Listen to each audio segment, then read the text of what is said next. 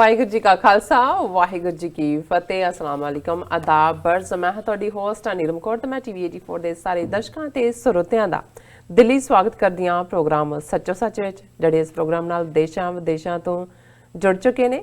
Khalistan affair centre ਦੇ ਸੰਚਾਲਕ doctor Amarjit Singh ji ਰੋਜ਼ਾਨਾ ਦੀ ਤਰ੍ਹਾਂ ਸਟੂਡੀਓ ਵਿੱਚ ਮੇਰੇ ਨਾਲ ਸ਼ਾਮਲ ਨੇ। ਆਓ ਨਾ ਮਿਲ ਕੇ ਅੱਜ ਦੇ ਅਹਿਮ ਇਸ਼ੂਜ਼ ਉੱਪਰ ਗੱਲਬਾਤ ਕਰਦੇ ਹਾਂ।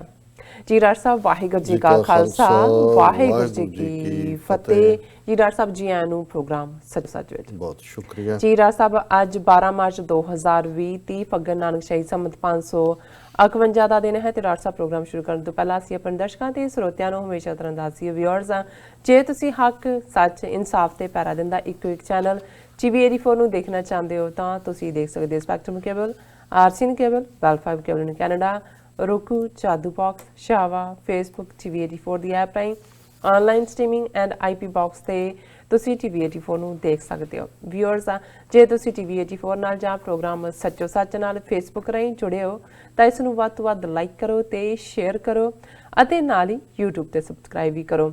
ਇਹ ਵੀ ਦੱਸ ਦਈਏ ਕਿ ਤੁਸੀਂ TV 84 ਦੀ ਐਪ ਨੂੰ ਐਂਡਰੋਇਡ ਐਂਡ ਐਪ ਸਟੋਰ ਤੇ ਡਾਊਨਲੋਡ ਕਰਕੇ ਜੋ TV 84 ਦੀ ਲਾਈਵ ਸਟ੍ਰੀਮ ਹੈ ਉਸ ਨੂੰ ਤੁਸੀਂ 24 ਆਵਰਸ ਦੇਖ ਸਕਦੇ ਹੋ। ਵਿਊਅਰਸ, ਹੁਣ ਅਸੀਂ ਆਪਣੇ ਪ੍ਰੋਗਰਾਮ ਦੀ ਸ਼ੁਰੂਆਤ ਕਰਨ ਜਾ ਰਹੇ ਹਾਂ। ਪ੍ਰੋਗਰਾਮ ਦੇ ਸ਼ੁਰੂ ਵਿੱਚ ਅੱਜ ਦੇ ਵਿਚਾਰੇ ਜਾਣ ਵਾਲੇ ਜੋ ਇਸ਼ੂ ਨੇ ਉਹਨਾਂ ਬਾਰੇ ਆਪਾਂ ਤੁਹਾਨੂੰ ਦੱਸ ਦਈਏ ਕਿ ਇੰਦਰਾ ਗਾਂਧੀ ਸਰਕਾਰ ਨੇ ਜੂਨ 84 ਦੇ ਪਹਿਲੇ ਹਫਤੇ ਦਰਬਾਰ ਸਾਹਿਬ ਤੇ ਟੈਂਕਾਂ ਤੋਪਾਂ ਨਾਲ ਹਮਲਾ ਕਰਕੇ ਜੋ ਬੇਗੁਨਾਹ ਬੇਕਸੂਰੇ ਜੋ ਹਜ਼ਾਰਾਂ ਸਿੱਖ ਸਨ ਉਹਨਾਂ ਨੂੰ ਸ਼ਹੀਦ ਕਰ ਦਿੱਤਾ ਗਿਆ। ਸੋ 31 ਅਕਤੂਬਰ 1984 ਨੂੰ ਸ਼ਹੀਦ ਬੇਅੰਤ ਸਿੰਘ ਅਤੇ ਸਤਵੰਤ ਸਿੰਘ ਨੇ ਇੰਦਰਾ ਗਾਂਧੀ ਨੂੰ ਸਜ਼ਾ ਯਾਫਤਾ ਕੀਤਾ। ਉਸ ਤੋਂ ਅਗਲੇ ਹਫਤੇ ਵਿੱਚ ਦਿੱਲੀ ਸਮੇਤ ਭਾਰਤ ਦੇ ਅੱਡ-ਅੱਡ ਸ਼ਹਿਰਾਂ ਵਿੱਚ ਬੜੇ ਪਲਾਨਡ ਤਰੀਕੇ ਨਾਲ ਹਜ਼ਾਰਾਂ ਸਿੱਖਾਂ ਦੀ ਨਸਲਕੁਸ਼ੀ ਕੀਤੀ ਗਈ। ਲਗਭਗ 36 ਸਾਲ ਬੀਤਣ ਦੇ ਬਾਅਦ ਵੀ ਦੋਸ਼ੀਆਂ ਨੂੰ ਸਜ਼ਾ ਯਾਫਤਾ ਨਹੀਂ ਕੀਤਾ ਗਿਆ। ਕੈਨੇਡਾ ਦੀ ਓਨਟਾਰੀਓ ਪਾਰਲੀਮੈਂਟ ਦੇ ਵਿੱਚ ਇੱਕ ਸਿੱਖ ਮੈਂਬਰ ਗੁਰਰਤਨਪਾਲ ਸਿੰਘ ਵੱਲੋਂ ਇੱਕ ਬਿੱਲ ਪੇਸ਼ ਕੀਤਾ ਗਿਆ ਹੈ ਜਿਸ ਵਿੱਚ ਕਿਹਾ ਗਿਆ ਹੈ ਕਿ ਜੋ ਨਵੰਬਰ ਦਾ ਪਹਿਲਾ ਹਫਤਾ ਹੈ ਕੈਨੇਡਾ ਵਿੱਚ ਸਿੱਖ ਨਸਲਕੁਸ਼ੀ ਜਾਗਰੂਕਤਾ ਹਫਤੇ ਵਜੋਂ ਮਨਾਇਆ ਜਾਵੇ ਤਾਂ ਕਿ ਕੈਨੇਡਾ ਵਾਸੀਆਂ ਨੂੰ ਸਿੱਖ ਨਸਲਕੁਸ਼ੀ ਸੰਬੰਧੀ ਜਾਣਕਾਰੀ ਮਿਲੇ। ਸੋ ਇਸ ਉੱਪਰ ਆਪਾਂ ਤੁਹਾਡੇ ਨਾਲ ਡਾਕਟਰ ਸਾਹਿਬ ਆਪਣੇ ਵਿਚਾਰ ਸ਼ੇਅਰ ਕਰਨਗੇ। ਸੋ ਦੂਸਰਾ ਆਪਣੇ ਇਸ਼ੂ ਦੇ ਵਿੱਚ ਆਪਾਂ ਗੱਲਬਾਤ ਕਰਾਂਗੇ ਕਿ ਕਰੋਨਾ ਵਾਇਰਸ ਦਾ ਜੋ ਡਰ ਹੈ ਜੋ ਖੌਫ ਹੈ ਉਹ ਦੁਨੀਆ ਭਰ ਵਿੱਚ ਉਵੇਂ ਹੀ ਪਸਰਿਆ ਪਿਆ ਹੈ।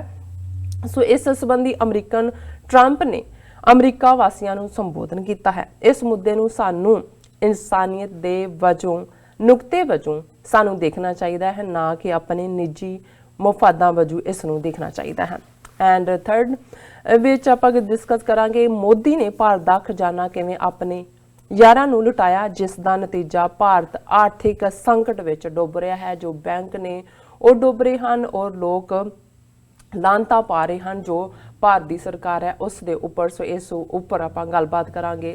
ਉਸ ਤੋਂ ਬਾਅਦ ਲਿਖਤਾਂ ਫਿਰ ਗੁਰਬਾਣੀ ਵਿਚਾਰਾਂ ਵੀ ਤੁਹਾਡੇ ਨਾਲ ਸ਼ੇਅਰ ਕਰਾਂਗੇ। ਸੋ ਅਸੀਂ ਚਾਹਾਂਗੇ ਕਿ ਤੁਸੀਂ ਸਾਡੇ ਨਾਲ ਇਸੇ ਤਰ੍ਹਾਂ ਹੀ ਬਣੇ ਰਹਿਣਾ। ਦੇਖਣ ਸੁਣ ਲਈ ਤੁਹਾਡਾ ਸਭ ਦਾ ਬਹੁਤ ਬਹੁਤ ਸ਼ੁਕਰੀਆ। ਜੀ ਰਾਜ ਸਾਹਿਬ, ਕੀ ਕਹਿਣਾ ਚਾਹੋਗੇ? ਦੇਖੋ, ਬਹੁਤ ਵਾਰ ਇਤਿਹਾਸ ਰਚਣ ਵਾਲੇ ਅੱਡ-ਅੱਡ ਪਾਤਰ ਜਿਨ੍ਹਾਂ ਦੇ ਉੱਤੇ ਗੁਰੂ ਦੀ ਮਿਹਰ ਹੁੰਦੀ ਹੈ ਉਹ ਆਪਣਾ ਰੋਲ ਅਦਾ ਕਰਦੇ ਨੇ। ਕੁਝ ਵਰ੍ਹੇ ਪਹਿਲਾਂ ਜਦੋਂ NDP ਪਾਰਟੀ ਦੇ ਜਗਮੀਤ ਸਿੰਘ ਓਨਟਾਰੀਓ ਪਾਰਲੀਮੈਂਟ ਦੇ ਮੈਂਬਰ ਬਣੇ, MPP ਕਹਿੰਦੇ ਨੇ, ਮੈਂਬਰ ਪ੍ਰੋਵਿੰਸ਼ੀਅਲ ਪਾਰਲੀਮੈਂਟ, ਔਰ ਉਹਨਾਂ ਨੇ ਉਸ ਵੇਲੇ ਇੱਕ ਬਿੱਲ ਲਿਆਂਦਾ ਸੀ ਕਿ ਨਵੰਬਰ 84 ਨੂੰ ਸਿੱਖ ਨਸਲਕੁਸ਼ੀ ਵਜੋਂ ਮਾਨਤਾ ਦਿੱਤੀ ਜਾਏ। ਬਿਲਕੁਲ, ਬੇਸ਼ੱਕ ਉਹਨਾਂ ਦਾ ਐਫਰਟ ਉਹੀ ਉਸ ਦੇ ਇਨੀਸ਼ੀਏਟਰ ਸਨ, ਉਹਨੂੰ ਵੋਟਾਂ ਤਾਂ ਮਿਲੀਆਂ ਪਰ ਉਹ ਪਾਸ ਨਹੀਂ ਹੋ ਸਕਿਆ ਬਿੱਲ। ਉਸ ਤੋਂ ਬਾਅਦ ਬੀਬੀ ਹਰਿੰਦਰ ਕੌਰ ਮੱਲੀ, ਦੂਸਰਾ ਜਦੋਂ ਸੈਸ਼ਨ ਚੱਲਿਆ ਉਹ ਲਿਬਰਲ ਪਾਰਟੀ ਦੀ ਹੈ, ਉਸਨੇ ਵੀ ਇਹੀ ਬਿੱਲ ਲਿਆਂਦਾ ਜਿਸ ਨੂੰ ਜ਼ਾਹਰ ਹੈ ਜਗਮੀਤ ਸਿੰਘ ਹੋਰਾਂ ਦੀ ਹਮਾਇਤ ਵੀ ਮਿਲੀ ਔਰ ਕੰਜ਼ਰਵੇਟਿਵ ਪਾਰਟੀ ਦੀ ਵੀ ਹਮਾਇਤ ਮਿਲੀ ਔਰ ਓਨਟਾਰੀਓ ਅਸੈਂਬਲੀ ਨੇ, ਓਨਟਾਰੀਓ ਪਾਰਲੀਮੈਂਟ ਨੇ ਇਹ ਪਾਸ ਕਰ ਦਿੱਤਾ ਹੈ ਕਿ ਨਵੰਬਰ 84 ਸਿੱਖ ਨਸਲਕੁਸ਼ੀ ਵਾਲਾ ਵਾਕਿਆ, ਉਹ ਪ੍ਰੋਗਰਾਮ ਹੈ, ਉਹ ਦੰਗੇ ਨਹੀਂ ਨੇ। ਔਰ ਇਸ ਬਿੱਲ ਦੇ ਪਾਸ ਹੋਣ ਤੋਂ ਬਾਅਦ ਜਿਵੇਂ ਭਾਰਤ ਦੀ ਸਰਕਾਰ ਨੇ ਰਿਐਕਟ ਕੀਤਾ, ਜ਼ਾਹਰ ਹੈ ਕਿ ਇਹ ਲਿਬਰਲ ਪਾਰਟੀ ਵੱਲੋਂ ਬੀਬੀ ਹਰਿੰਦਰ ਕੌਰ ਮੱਲੀ ਨੇ ਲਿਆਂਦਾ ਸੀ। ਲਿਬਰਲ ਪਾਰਟੀ ਦੀ ਫੈਡਰਲ ਲੈਵਲ ਤੇ ਵੀ ਹਕੂਮਤ ਸੀ, ਜਸਟਿਨ ਟਰੂਡੋ ਪ੍ਰਾਈਮ ਮਿਨਿਸਟਰ ਸਨ। ਹਾਲਾਂਕਿ ਉੱਥੇ ਬੈਠਿਆਂ ਨੂੰ ਇਹ ਨਹੀਂ ਪਤਾ ਵੀ ਸਿਸਟਮ ਕਿਵੇਂ ਕੰਮ ਕਰਦਾ ਹੈ, ਸਟੇਟਸ ਦਾ ਇੱਕ ਆਪਣਾ ਹੱਕ ਹੁੰਦਾ। ਉਹ ਤਾਂ ਸਮਝਦੇ ਨੇ ਕਿ ਪੈਸਾ ਔਰ ਹਰਾਸਮੈਂਟ ਉਹਦੇ ਨਾਲ ਤੁਸੀਂ ਸਾਰੀਆਂ ਅਸੈਂਬਲੀਆਂ ਬਦਲ ਦਿਓ, ਭਾਵੇਂ ਜੋ ਕੁਝ ਹੁਣ ਮੱਧ ਪ੍ਰਦੇਸ਼ ਦੇ ਵਿੱਚ ਜਿਵੇਂ ਜੋਤਿਰਮਯ ਸਿੰਧੀਆ ਨੂੰ, ਜਿਹੜਾ ਕਾਂਗਰਸ ਦਾ ਜਨਰਲ ਸੈਕਟਰੀ ਸੀ, ਉਸ ਨੂੰ ਡਰਾਇਆ ਗਿਆ ਕਿਉਂਕਿ ਯਸ ਬੈਂਕ ਦੇ ਵਿੱਚ ਉਸ ਦਾ ਵੀ ਉਸ ਘਪਲੇ ਦੇ ਵਿੱਚ ਹੱਥ ਸੀ। ਜਿਹੜਾ ਉਸ ਦਾ ਮਾਲਕ ਕਪੂਰ, ਉਹ ਰਹਿੰਦਾ ਹੀ ਉਹਦੇ ਘਰ 'ਚ ਸੀ, ਔਰ ਬਾਕੀ ਵੀ। ਔਰ ਕਿਵੇਂ 22 ਨਾਲ MLA ਜਿਹੜੇ ਨੇ ਉਹ ਖਰੀਦੇ ਗਏ, ਔਰ ਹੁਣ ਉਹ ਇੱਕ ਰਾਜ ਸਭਾ ਦੇ ਮੈਂਬਰ ਦੇ ਤੌਰ ਤੇ ਅੱਜ ਬੜੇ ਧੂਮ ਧੜੱਕੇ ਦੇ ਨਾਲ ਪੇਪਰ ਫਾਈਲ ਕਰਨ ਦੇ ਲਈ ਗਿਆ। ਇਹੀ ਅਟੈਂਪਟ ਰਾਜਸਥਾਨ ਦੇ ਵਿੱਚ ਵੀ ਹੋ ਰਹੇ ਨੇ, ਮਹਾਰਾਸ਼ਟਰ ਦੇ ਵਿੱਚ ਵੀ ਇਹ ਗੇਮ ਖੇਡਣ ਦੀ ਤਿਆਰੀ ਹੈ, ਕਿਉਂਕਿ BJP ਅਪਰ ਹਾਊਸ ਦੇ ਵਿੱਚ ਆਪਣੀ ਮੈਜੋਰਟੀ ਕਰਨਾ ਚਾਹੁੰਦੀ ਹੈ। ਸੋ ਉਹ ਤਾਂ ਡੈਮੋਕ੍ਰੇਸੀ ਦੇ ਨਾਂ ਥੱਲੇ ਇੱਕ ਕਲੰਕ ਹੈ ਭਾਰਤ ਨਾਂ ਦਾ ਦੇਸ਼। ਪਰ ਘੱਟੋ ਘੱਟ ਇਹਨਾਂ ਮੁਲਕਾਂ ਦੇ ਵਿੱਚ ਜੇ ਕੋਈ ਆਪਣੀ ਕਨਵਿਕਸ਼ਨ ਦੇ ਨਾਲ ਸਮਝਦਾ ਹੈ ਕਿਸੇ ਗੱਲ ਨੂੰ ਠੀਕ, ਤੇ ਬੇਸ਼ੱਕ ਉਸ ਦੀ ਪਾਰਟੀ ਉਹਦੀ ਹਮਾਇਤੀ ਨਾ ਵੀ ਹੋਏ, ਉਹ ਆਪਣੇ ਤੌਰ ਦੇ ਉੱਤੇ ਉਸ ਦੇ ਹੱਕ ਜਾਂ ਖਿਲਾਫ 'ਚ ਵੋਟ ਪਾਉਂਦਾ। ਜਿਵੇਂ ਅਸੀਂ ਈਵਨ ਅਮਰੀਕਾ ਦੇ ਵਿੱਚ ਦੇਖਿਆ ਕਿ ਸੈਨੇਟ 'ਚ ਜਦੋਂ ਇੰਪੀਚਮੈਂਟ ਪ੍ਰੈਜ਼ੀਡੈਂਟ ਟਰੰਪ ਦੀ ਇਹ ਮੁੱਦਾ ਆਇਆ, ਬੇਸ਼ੱਕ ਮੈਜੋਰਿਟੀ ਨਾਲ ਉਹਦੇ ਖਲੋਤੀ, ਲੇਕਿਨ ਮਿਟ ਰੋਮਨੀ ਸੈਨੇਟਰ ਜਿਹੜੇ ਨੇ ਉਹਨਾਂ ਨੇ ਇਹ ਕਿਹਾ ਵੀ ਮੈਂ ਕੱਲ੍ਹ ਨੂੰ ਆਪਣੇ ਬੱਚਿਆਂ ਨੂੰ, ਆਪਣੇ ਗ੍ਰੈਂਡਸਨਸ ਨੂੰ ਜਵਾਬਦੇਹ ਹੋਣਾ, ਔਰ ਉਹਨਾਂ ਨੇ ਉਸ ਦੀ ਇੰਪੀਚਮੈਂਟ ਦੇ ਹੱਕ 'ਚ ਵੋਟ ਪਾਈ। ਸੋ ਇਵੇਂ ਹੀ ਓਨਟਾਰੀਓ ਪਾਰਲੀਮੈਂਟ ਨੇ ਇਵੈਂਚੁਅਲੀ ਇਸ ਨੂੰ ਪਾਸ ਕਰ ਦਿੱਤਾ ਸੀ ਕਿ ਭਾਈ ਇਹ ਨਵੰਬਰ 'ਚ ਸਿੱਖਾਂ ਦੇ ਕੋਈ ਦੰਗੇ ਨਹੀਂ ਸੀ ਹੋਏ, ਇਹ ਨਸਲਕੁਸ਼ੀ ਸੀ। ਔਰ ਉਸ ਦਾ ਖਮਿਆਜ਼ਾ ਫਿਰ ਕਿਵੇਂ ਜਸਟਿਨ ਟਰੂਡੋ ਨੂੰ ਭੁਗਤਣਾ ਪਿਆ, ਕਿਵੇਂ ਉਸ ਦੀ ਭਾਰਤ ਫੇਰੀ ਜਿਹੜੀ ਉਹਨਾਂ ਦੇ ਜਿਹੜਾ ਇਨਵੀਟੇਸ਼ਨ ਦੇ ਉੱਤੇ ਸੀ, ਉਸ ਦੇ ਵਿੱਚ ਉਹਨੂੰ ਹਿਊਮਿਲੇਟ ਕੀਤਾ ਗਿਆ। 17 ਸਿੱਖ ਮੈਂਬਰ ਪਾਰਲੀਮੈਂਟ ਜਿਹੜੇ ਨੇ ਉਹਨਾਂ ਦੇ ਲਈ ਕਿਸ ਕਿਸਮ ਦਾ ਵਰਤਾਰਾ ਆਪਣੇ ਸ਼ੋਅ ਬॉय ਕੈਪਟਨ ਅਮਰਿੰਦਰ ਰਾਹੀਂ ਕਰਵਾਇਆ ਗਿਆ, ਔਰ ਇਵੈਂਚੁਅਲੀ ਜਿਹੜਾ ਜਸਟਿਨ ਟਰੂਡੋ ਨੂੰ ਉੱਥੋਂ ਇਨਸਲਟ ਕਰਕੇ, ਹਿਊਮਿਲੀਏਟ ਕਰਕੇ ਹੀ ਭੇਜਿਆ ਗਿਆ। ਔਰ ਉਹਨਾਂ ਨੇ ਸਮਝਿਆ ਵੀ ਅਸੀਂ ਕੈਨੇਡਾ ਨੂੰ ਇਹ ਮੈਸੇਜ ਦੇ ਦਿੱਤਾ। ਇਹਦੇ 'ਚ ਕੋਈ ਸ਼ੱਕ ਨਹੀਂ ਹੈ ਕਿ ਉਸ ਤੋਂ ਬਾਅਦ ਜਸਟਿਨ ਟਰੂਡੋ ਜਦੋਂ ਕਿ ਹੁਣ ਦੁਬਾਰਾ ਚੋਣਾਂ ਹੋਈਆਂ ਨੇ, ਔਰ ਉਹਦੀ ਬੇਸ਼ੱਕ ਮਾਈਨੋਰਿਟੀ ਗਵਰਨਮੈਂਟ ਹੈ, ਪਰ ਅਸੀਂ ਉਹ ਐਗਰੈਸਿਵ ਸਟਾਂਸ ਜਾਂ ਜਿਹੜਾ ਪਬਲਿਕਲੀ ਬਹੁਤ ਜ਼ਿਆਦਾ ਸਿੱਖਾਂ ਬਾਰੇ ਤਾਰੀਫਾਂ ਦੇ ਪੁੱਲ ਸੀ, ਜਿਵੇਂ ਉਹਨੇ ਅਮਰੀਕਨ ਯੂਨੀਵਰਸਿਟੀ ਦੇ ਵਿੱਚ ਮੈਰੀਲੈਂਡ 'ਚ ਕਿਹਾ ਸੀ ਕਿ ਮੇਰੀ ਕੈਬਨਿਟ ਦੇ ਵਿੱਚ ਜ਼ਿਆਦਾ ਸਿੱਖ ਮੰਤਰੀ ਨੇ ਮੋਦੀ ਨਾਲੋਂ, ਔਰ ਬੜੇ ਫਖਰ ਦੇ ਨਾਲ ਸਿੱਖਾਂ ਨਾਲ ਆਪਣੇ ਸਬੰਧਾਂ ਦਾ ਜ਼ਿਕਰ ਕਰਦੇ ਸੀ। ਬੇਸ਼ੱਕ ਹੁਣ ਵੀ ਜਿਹੜੇ 3 ਮਿਨਿਸਟਰ ਸਿੱਖ ਨੇ, ਔਰ ਹਰਜੀਤ ਸਿੰਘ ਸੱਜਣ ਡਿਫੈਂਸ ਮਿਨਿਸਟਰ ਨੇ, ਲੇਕਿਨ ਇਸ ਦਾ ਜ਼ਰੂਰ ਇੰਪੈਕਟ ਹੋਇਆ ਕਿਉਂਕਿ ਜਸਟਿਨ ਟਰੂਡੋ ਨੂੰ ਫਿਰ ਕੱਲਾ ਉਹਨਾਂ ਨੇ ਉੱਥੇ ਹੀ ਨਹੀਂ, ਆਪਣੇ ਜਿਹੜੇ ਉਹਨਾਂ ਦੇ ਕੈਨੇਡੀਅਨ ਮੀਡੀਆ ਦੇ ਵਿੱਚ, ਅਮਰੀਕਨ ਮੀਡੀਆ ਦੇ ਵਿੱਚ ਜਿਹੜੇ ਉਹਨਾਂ ਦੇ ਮੋਲ ਬੈਠੇ ਹੋਏ ਨੇ, ਉਹਨਾਂ ਰਾਹੀਂ ਕੈਨੇਡਾ ਦੇ ਖਿਲਾਫ ਔਰ ਸਿੱਖ ਅੱਤਵਾਦ ਨਾਲ ਜੋੜ ਕੇ, ਸਿੱਖ ਮਿਲੀਟੈਂਸੀ ਨਾਲ ਜੋੜ ਕੇ, ਖਾਲਿਸਤਾਨ ਨਾਲ ਜੋੜ ਕੇ ਇੱਕ ਪੂਰਾ ਨੈਗੇਟਿਵ ਪ੍ਰੋਪੇਗੈਂਡਾ ਕੀਤਾ ਗਿਆ, ਜਿਸ ਦਾ ਜ਼ਾਹਰ ਹੈ ਥੋੜ੍ਹਾ ਬਹੁਤ ਅਸਰ ਵੀ ਹੋਇਆ। ਕੰਜ਼ਰਵੇਟਿਵ ਪਾਰਟੀ ਜਿਹੜੀ ਹੈ ਉਸ ਨੇ ਮੋਦੀ ਦੇ ਨਾਲ ਸਾਂਢ-ਗਾਂਢ ਕੀਤੀ, ਔਰ ਪਿਛਲੀਆਂ ਚੋਣਾਂ ਦੇ ਵਿੱਚ ਭਾਵੇਂ ਉਹ ਸਰਕਾਰ ਤਾਂ ਨਹੀਂ ਬਣਾ ਸਕੇ, ਪਰ ਇਹਦੇ 'ਚ ਕੋਈ ਸ਼ੱਕ ਨਹੀਂ ਹੈ ਕਿ ਕੰਜ਼ਰਵੇਟਿਵਸ ਔਰ RSS ਇਹ ਇੱਕੋ ਹੀ ਪੇਜ ਦੇ ਉੱਤੇ ਨੇ। ਹੁਣ ਮੈਂ ਸਮਝਦਾ ਹਾਂ ਵੀ ਜਦੋਂ ਮੈਂ ਹਿਸਟਰੀ ਰਚਨ ਦੀ ਗੱਲ ਕੀਤੀ, ਜਗਮੀਤ ਸਿੰਘ ਆਪਣਾ ਸਫ਼ਰ ਤੈਅ ਕਰਕੇ ਅੱਗੇ ਨਿਕਲ ਗਏ। ਉਹ ਮੈਂਬਰ ਪ੍ਰੋਵਿੰਸ਼ੀਅਲ ਪਾਰਲੀਮੈਂਟ ਤੋਂ ਨਿਕਲ ਕੇ ਉਹਨਾਂ ਨੇ ਜਾ ਕੇ ਜਿਹੜਾ ਬ੍ਰਿਟਿਸ਼ ਕੋਲੰਬੀਆ ਦੇ ਵਿੱਚ ਪਾਰਲੀਮੈਂਟ ਦੀ ਚੋਣ ਲੜੀ, ਕੈਨੇਡੀਅਨ ਫੈਡਰਲ ਸਰਕਾਰ, ਮਿਡ ਟਰਮ ਇਲੈਕਸ਼ਨ ਉਹ ਜਿੱਤੀ। ਫਿਰ ਉਹ NDP ਪਾਰਟੀ ਦੇ ਲੀਡਰ ਬਣੇ। ਉਹਨਾਂ ਦੀ ਕਮਾਂਡ ਥੱਲੇ ਜਿਹੜਾ NDP ਪਾਰਟੀ ਨੇ ਜਿਹੜਾ ਕੈਨੇਡੀਅਨ ਪਾਰਲੀਮੈਂਟ ਚੋਣਾਂ ਲੜੀਆਂ, ਬੇਸ਼ੱਕ ਉਹਨਾਂ ਦੀ ਪਾਰਟੀ ਦੀਆਂ ਸੀਟਾਂ ਤਾਂ ਘਟੀਆਂ, ਲੇਕਿਨ ਉਹ ਖੁਦ ਜਿੱਤ ਕੇ ਵੀ ਆਏ। ਔਰ ਇਸ ਵੇਲੇ ਖਾਸ ਮੁੱਦਿਆਂ ਦੇ ਉੱਤੇ ਜਸਟਿਨ ਟਰੂਡੋ ਦੀ ਸਰਕਾਰ ਨੂੰ ਉਹਨਾਂ ਦੀ ਹਮਾਇਤ ਦੀ ਲੋੜ ਰਹਿੰਦੀ ਹੈ ਜਾਂ ਰਹੇਗੀ ਵੀ ਉਹਨਾਂ ਬਿਲਸ ਨੂੰ ਪਾਸ ਕਰਾਉਣ ਲਈ। ਸੋ ਜਿਹੜੀ ਉਹਨਾਂ ਨੇ ਸੀਟ ਖਾਲੀ ਕੀਤੀ ਓਨਟਾਰੀਓ ਪ੍ਰੋਵਿੰਸ਼ੀਅਲ ਪਾਰਲੀਮੈਂਟ ਦੀ, ਉਹਦੇ ਤੋਂ ਉਹਨਾਂ ਦੇ ਭਰਾ ਗੁਰਰਤਨ ਸਿੰਘ ਜਿਹੜੇ ਨੇ ਉਹ ਮੈਂਬਰ ਜਿੱਤ ਕੇ ਆਏ। ਇਹ ਵੀ ਇੱਕ ਯੂਨੀਕ ਗੱਲ ਸੀ ਕਿ ਇੱਕ ਭਰਾ ਪ੍ਰੋਵਿੰਸ਼ੀਅਲ ਪਾਰਲੀਮੈਂਟ 'ਚ ਹੈ ਔਰ ਇੱਕ ਫੈਡਰਲ ਪਾਰਲੀਮੈਂਟ 'ਚ ਔਰ ਪਾਰਟੀ ਦਾ ਲੀਡਰ ਹੈ NDP ਦਾ। ਔਰ ਬਹੁਤ ਸਾਰਿਆਂ ਨੂੰ ਲੱਗਦਾ ਸੀ ਕਿ ਵੀ ਜੋ ਜਗਮੀਤ ਸਿੰਘ ਹੋਰਾਂ ਨੇ ਕੀਤਾ ਉਹ ਉਹਨਾਂ ਨੇ ਹੀ ਕੀਤਾ। ਅੱਗੋਂ ਸ਼ਾਇਦ ਹੁਣ ਨਵੰਬਰ 84 ਜਾਂ ਸਿੱਖ ਮੁੱਦਿਆਂ ਦੇ ਉੱਤੇ ਕੋਈ ਬਹੁਤੀ ਪਹੁੰਚ ਵਾਲੀ ਗੱਲ ਨਹੀਂ ਹੋਏਗੀ। ਪਰ ਮੈਂ ਸਮਝਦਾ ਕਿ 26 ਫਰਵਰੀ ਨੂੰ ਜਦੋਂ ਗੁਰਰਤਨ ਸਿੰਘ ਹੋਰਾਂ ਨੇ ontario ਪ੍ਰੋਵਿੰਸ਼ੀਅਲ ਪਾਰਲੀਮੈਂਟ ਦੇ ਵਿੱਚ ਪ੍ਰਾਈਵੇਟ ਬਿੱਲ ਨੰਬਰ 177 ਪੇਸ਼ ਕੀਤਾ ਤੇ ਉਸ ਨੇ ਬਹੁਤ ਸਾਰਿਆਂ ਨੂੰ ਉਤਸ਼ਾਹਿਤ ਕੀਤਾ। ਹਾਲਾਂਕਿ ਅਸੀਂ ਉਹ ਅੱਜ ਪਹਿਲੀ ਵਾਰ ਇਸ ਮੁੱਦੇ ਨੂੰ ਡਿਸਕਸ ਕਰ ਰਹੇ ਹਾਂ ਕਿਉਂਕਿ ਆਲਰੇਡੀ 2 ਪੜਤਾਂ ਚੋਂ ਇਹ ਬਿੱਲ ਪਾਸ ਹੋ ਗਿਆ ਔਰ ਇਹ ਬਿੱਲ ਉਸੇ ਹੀ ਫੋਕਸ ਤੇ ਜੇ ਜਗਮੀਤ ਸਿੰਘ ਹੋਰਾਂ ਦੇ ਵੇਲੇ ਔਰ ਬਾਅਦ ਦੇ ਵਿੱਚ ਬੀਬੀ ਹਰਿੰਦਰ ਕੌਰ ਮੱਲੀ ਨੇ ਜਿਹੜਾ ਬਿੱਲ ਪਾਸ ਕਰਾਇਆ ਉਹ ਸੀ ਕਿ ਨਵੰਬਰ 84 ਇਹ ਜਿਹੜਾ ਦੰਗੇ ਨਹੀਂ ਸੀ, ਇਹ ਜੈਨੋਸਾਈਡ ਸੀ। ਤੇ ਹੁਣ ਗੁਰਰਤਨ ਸਿੰਘ ਹੋਰਾਂ ਨੇ ਜਿਹੜਾ ਬਿੱਲ ਜਿਹੜਾ 2 ਪਰਤਾਂ ਚੋਂ ਨਿਕਲਿਆ ਉਹ ਉਹਨਾਂ ਨੇ ਪੇਸ਼ ਕੀਤਾ ਕਿ ਨਵੰਬਰ ਦਾ ਪਹਿਲਾ ਹਫਤਾ ontario ਦੇ ਵਿੱਚ ਸਿੱਖ ਜੈਨੋਸਾਈਡ ਅਵੇਅਰਨੈਸ ਵੀਕ ਦੇ ਤੌਰ ਤੇ ਸੈਲੀਬ੍ਰੇਟ ਕੀਤਾ ਜਾਏ। ਔਰ ਇਸ ਦੇ ਵਿੱਚ ਇਹ ਸੈਲੀਬ੍ਰੇਸ਼ਨ ਇਸ ਲਈ ਨਹੀਂ ਕਿ ਇਹ ਉਹਨਾਂ ਨੂੰ ਜਿਹੜਾ ਉਹ ਉਤਸ਼ਾਹਿਤ ਕਰਨਾ, ਲੇਕਿਨ ਇਹ ਦੱਸਣ ਦੇ ਲਈ ਕਿ ਕਿਵੇਂ ਸਿੱਖਾਂ ਦੀ ਨਸਲਕੁਸ਼ੀ ਨਵੰਬਰ ਦੇ ਪਹਿਲੇ ਹਫਤੇ 'ਚ ਹੋਈ ਤਾਂ ਕਿ ontario ਦੇ ਬੱਚੇ ਬੱਚੀਆਂ ਜਿਵੇਂ ਉੱਥੇ ਖਾਲਸਾ ਸਾਜਨਾ ਦਿਵਸ ਵਾਲਾ ਜਿਹੜਾ ਵੀਕ ਹੈ ਉਹ ਅਵੇਅਰਨੈਸ ਵੀਕ ਹੀ ਨਹੀਂ, ਸ਼ਾਇਦ ਸਾਰਾ ਮੰਥ ਅਵੇਅਰਨੈਸ ਮੰਥ ਵਜੋਂ ਮਨਾਇਆ ਜਾਂਦਾ ਹੈ ਤਾਂ ਕਿ ਮੁੜ ਕੇ ਕਿਸੇ ਦਾ ਜੈਨੋਸਾਈਡ ਨਾ ਹੋਏ ਔਰ ਉਹਨਾਂ ਨੂੰ ਪਤਾ ਹੋਏ ਕਿ ਕਿਵੇਂ ਹਕੂਮਤਾਂ ਡੈਮੋਕ੍ਰੇਸੀ ਦੇ ਨਾਂ ਥੱਲੇ ਵੀ ਜੈਨੋਸਾਈਡ ਕਰਵਾ ਸਕਦੀਆਂ। ਔਰ ਇਹ ਬੜਾ ਦਿਲਚਸਪ ਜਿਹੜਾ ਉਹਨਾਂ ਨੇ ਇਹ ਸਾਰੇ ਦਾ ਜਿਹੜੀ ਉਸ ਦੀ ਪ੍ਰੀਐਂਬਲ ਹੈ ਬਿੱਲ ਦੀ ਔਰ ਕਿਉਂਕਿ ਆਸ ਹੈ ਕਿ ਪਾਸ ਹੋਣਾ ਚਾਹੀਦਾ ਔਰ ਪਾਸ ਹੋਏਗਾ। ਲੇਕਿਨ ਅਸੀਂ ਦੇਖਦੇ ਹਾਂ ਵੀ ਕਿਵੇਂ ਈਵਨ ਇਸ ਦਾ ਵੀ ਜਿਵੇਂ ਕੈਨੇਡੀਅਨ ਪੋਲਿਟਿਕਸ ਦੇ ਵਿੱਚ ਭਾਰਤੀ ਹਕੂਮਤ ਦੀ ਉਹਨਾਂ ਦੀ RSS ਦੀ ਦਖਲ ਅੰਦਾਜ਼ੀ ਅਸੀਂ ਪਿਛਲੀਆਂ ਫੈਡਰਲ ਚੋਣਾਂ ਵੇਲੇ ਦੇਖੀ ਕੰਜ਼ਰਵੇਟਿਵ ਪਾਰਟੀ ਦੇ ਨਾਲ ਔਰ ਕਿਵੇਂ ਉਹਨਾਂ ਨੇ ਜਿਹੜਾ ਉਹ ਸ਼ਰਾਰਤਾਂ ਕੀਤੀਆਂ। ਹੁਣ ਵੀ ਇਹ ਬਿੱਲ ਜਦੋਂ ਕਿ ontario ਦੇ ਵਿੱਚ ਡਿਸਕਸ ਹੋਣਾ ਹੈ ਜਾਂ ਹੋਇਆ ਹੈ 2 ਪਰਤਾਂ ਚੋਂ, ਲੇਕਿਨ 2 ਕੈਨੇਡੀਅਨ ਜਿਹੜੇ ਹਿੰਦੂ ਤਵੀਆਂ ਦੀਆਂ ਆਰਗੇਨਾਈਜੇਸ਼ਨਸ ਨੇ ਕੈਨੇਡਾ ਇੰਡੀਆ ਫਾਊਂਡੇਸ਼ਨ ਔਰ ਕੈਨੇਡੀਅਨ ਹਾਰਮਨੀ ਫੋਰਮ ਦੇ ਥੱਲੇ ਉਹਨਾਂ ਨੇ ਆਲਰੇਡੀ ਬਹੁਤ ਸਾਰੀ ਨੈਗੇਟਿਵਿਟੀ ਕੀਤੀ ਹੈ।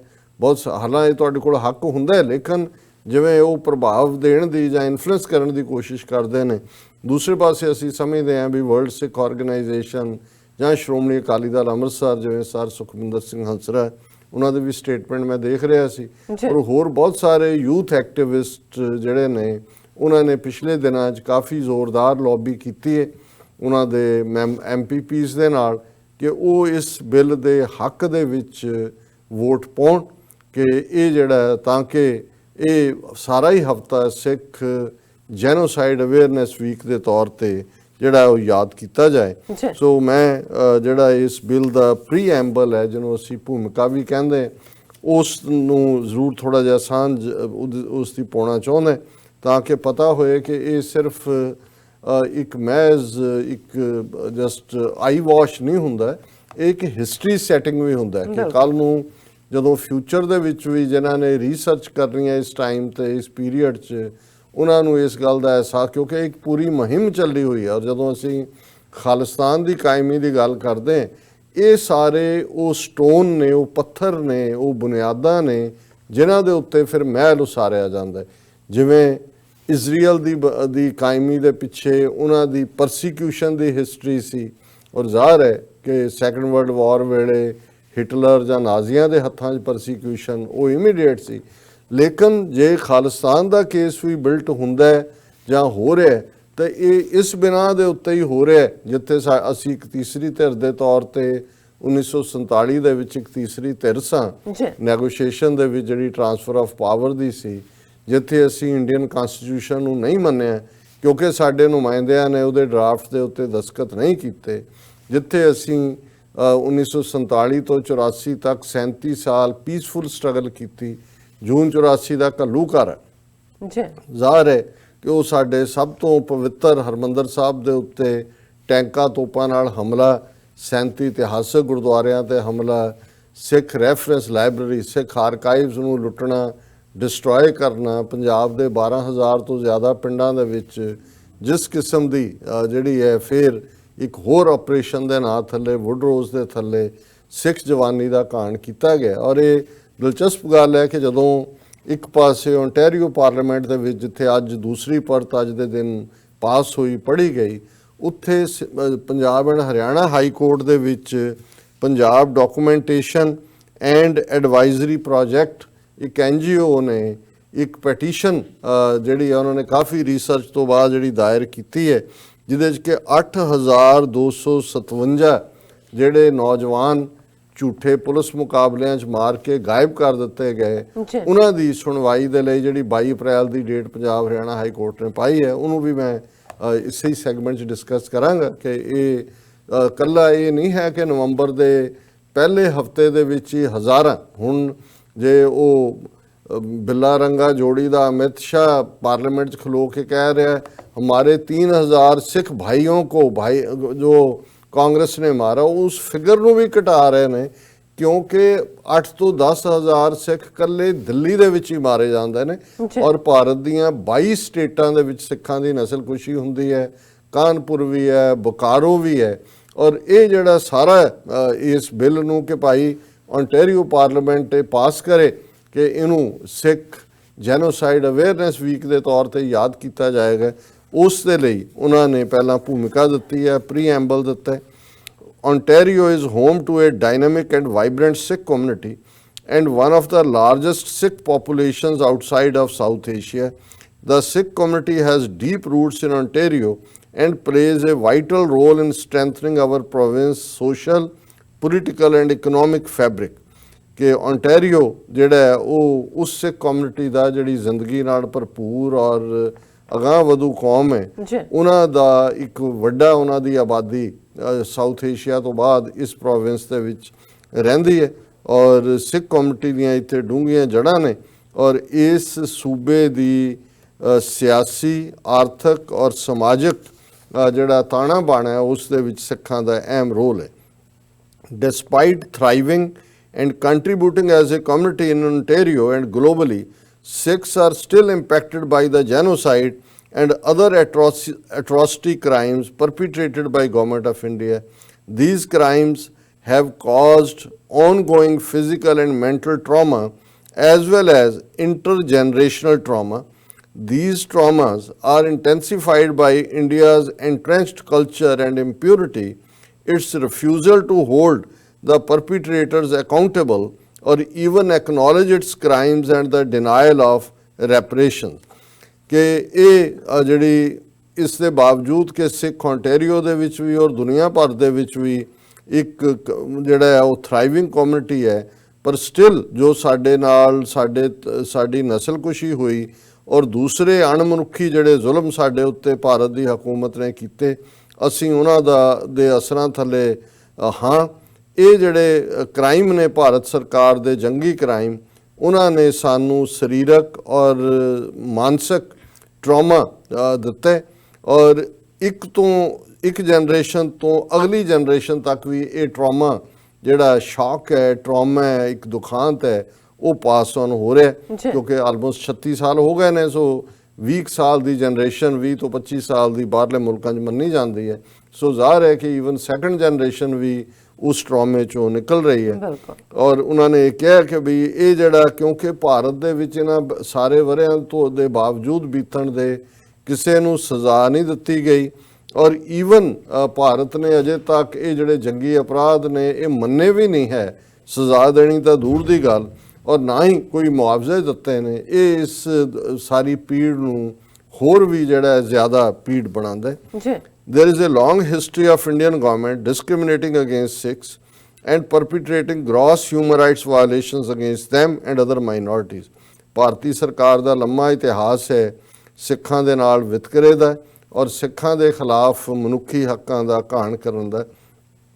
Atrocities against Sikhs intensified most notably in June 1984 when India's armed forces, upon orders from Prime Minister Indira Gandhi, launched Operation Blue Star a continuous, nearly week-long military attack on Sikhs in Harmandir Sahib, popularly known as Golden Temple, the Akal Takht Sahib, their surrounding complexes, and over 70 other Sikh Gurdwaras across Punjab. During Operation Blue Star, the government sealed Punjab's borders and imposed a media blackout, evicting foreign journalists and censoring all reporting. The impact of this total assault was devastating, with security forces killing thousands of Sikhs and destroying major Sikh heritage sites and artifacts, including serious damage to Gurdwaras and destruction of rare documents and manuscripts. This destruction included the demolition of Akal Takht Sahib, a major Sikh religious institution, and the burning and looting of Sikh reference library, resulting in the loss of irreplaceable historical resources. ਸੋ ਇਹ ਜੂਨ 84 ਦੇ ਹਮਲੇ ਦਾ ਪੂਰਾ ਉਹਨਾਂ ਨੇ ਵੇਰਵਾ ਦਿੱਤਾ ਹੈ ਕਿ ਕਿਵੇਂ ਪੂਰਾ ਹਫਤਾ ਦਰਬਾਰ ਸਾਹਿਬ, ਅਕਾਲ ਤਖਤ ਸਾਹਿਬ ਔਰ ਉਹਨਾਂ ਨੇ 70 ਗੁਰਦੁਆਰੇ ਕਿਹਾ ਪੰਜਾਬ ਪਰ ਜਿਨ੍ਹਾਂ ਨੂੰ ਹਮਲੇ ਦਾ ਨਿਸ਼ਾਨਾ ਬਣਾਇਆ ਗਿਆ। ਭਾਰਤ ਸਰਕਾਰ ਨੇ ਗਵਾਂਢੀ ਦੇਸ਼ਾਂ ਨਾਲ ਲੱਗਦਾ ਜਿਹੜਾ ਬਾਰਡਰ ਹੈ, ਸਰਹੱਦ ਹੈ, ਉਹਨੂੰ ਸੀਲ ਕਰ ਦਿੱਤਾ ਔਰ ਇਹ ਮੀਡੀਆ ਟੋਟਲੀ ਬਲੈਕਆਊਟ ਕਰ ਦਿੱਤਾ। ਬਾਹਰਲੇ ਮੁਲਕਾਂ ਦੇ ਜਰਨਲਿਸਟ ਬਾਹਰ ਕੱਢ ਦਿੱਤੇ, ਸਾਰੀ ਰਿਪੋਰਟਿੰਗ ਦੇ ਉੱਤੇ ਸੈਂਸਰ ਲਾ ਦਿੱਤੀ ਔਰ ਇਸ ਸਾਰੇ ਦਾ ਨਤੀਜਾ ਸੀ ਕਿ ਭਾਰਤ ਦੀਆਂ ਫੌਜਾਂ ਨੇ ਹਜ਼ਾਰਾਂ ਸਿੱਖਾਂ ਨੂੰ ਮਾਰਿਆ, ਉਹਨਾਂ ਦੇ ਹੈਰੀਟੇਜ ਵਿਰਸੇ ਦੀਆਂ ਥਾਵਾਂ ਤਬਾਹ ਕੀਤੀਆਂ ਔਰ ਇਸ ਦੇ ਨਾਲ ਹੀ ਅਕਾਲ ਤਖਤ ਸਾਹਿਬ ਬਿਲਕੁਲ ਤਬਾਹ ਕੀਤਾ ਗਿਆ, ਜਿਹੜੀ ਸਾਡੀ ਇੱਕ ਮੇਜਰ ਧਾਰਮਿਕ ਸੀਟ ਹੈ। ਸਿੱਖ ਰੈਫਰੈਂਸ ਲਾਇਬ੍ਰੇਰੀ ਨੂੰ ਸਾੜਿਆ ਵੀ ਗਿਆ, ਸਾੜਨ ਤੋਂ ਪਹਿਲਾਂ ਲੁੱਟਿਆ ਗਿਆ ਔਰ ਸਾਡੇ ਬਹੁਤ ਸਾਰੇ ਉਹ ਇਤਿਹਾਸਕ ਦਸਤਾਵੇਜ਼ ਜਿਹੜੇ ਦੁਬਾਰਾ ਕਦੇ ਨਾਯਾਬ ਦਸਤਾਵੇਜ਼ ਜਿਹੜੇ ਨੇ ਉਹ ਲੁੱਟ ਕੇ ਲੈ ਗਏ। Shortly afterwards, in November 1984, following the assassination of Indira Gandhi, the state orchestrated genocidal killings of thousands of Sikhs throughout India and in particular capital Delhi, relying on voter registration lists and property records as part of premeditated plan to identify their victims. State organized mobs ruthlessly targeted Sikh communities to horrifying violence, including dousing Sikhs in kerosene and other combustible chemicals, placing tires around their necks and setting them on fire. State organized mobs also perpetrated extreme sexual violence against Sikh women, detaining many against their will for days. Further, state organized mobs destroyed Sikh businesses, homes and places of worship, displacing thousands. Throughout this carnage, police and politicians aided the mobs by directing them towards Sikhs and by directly participating in the violence. ਹੁਣ ਇਹ ਨਵੰਬਰ 84 ਦਾ ਪੂਰਾ graphic ਔਰ historical ਵੇਰਵਾ ਦਿੱਤਾ ਹੈ ਕਿ ਕਿਵੇਂ ਇੰਦਰਾ ਗਾਂਧੀ ਦੇ ਮਾਰੇ ਜਾਣ ਤੋਂ ਬਾਅਦ ਸਿੱਖਾਂ ਦੀ ਨਸਲਕੁਸ਼ੀ ਹੋਈ।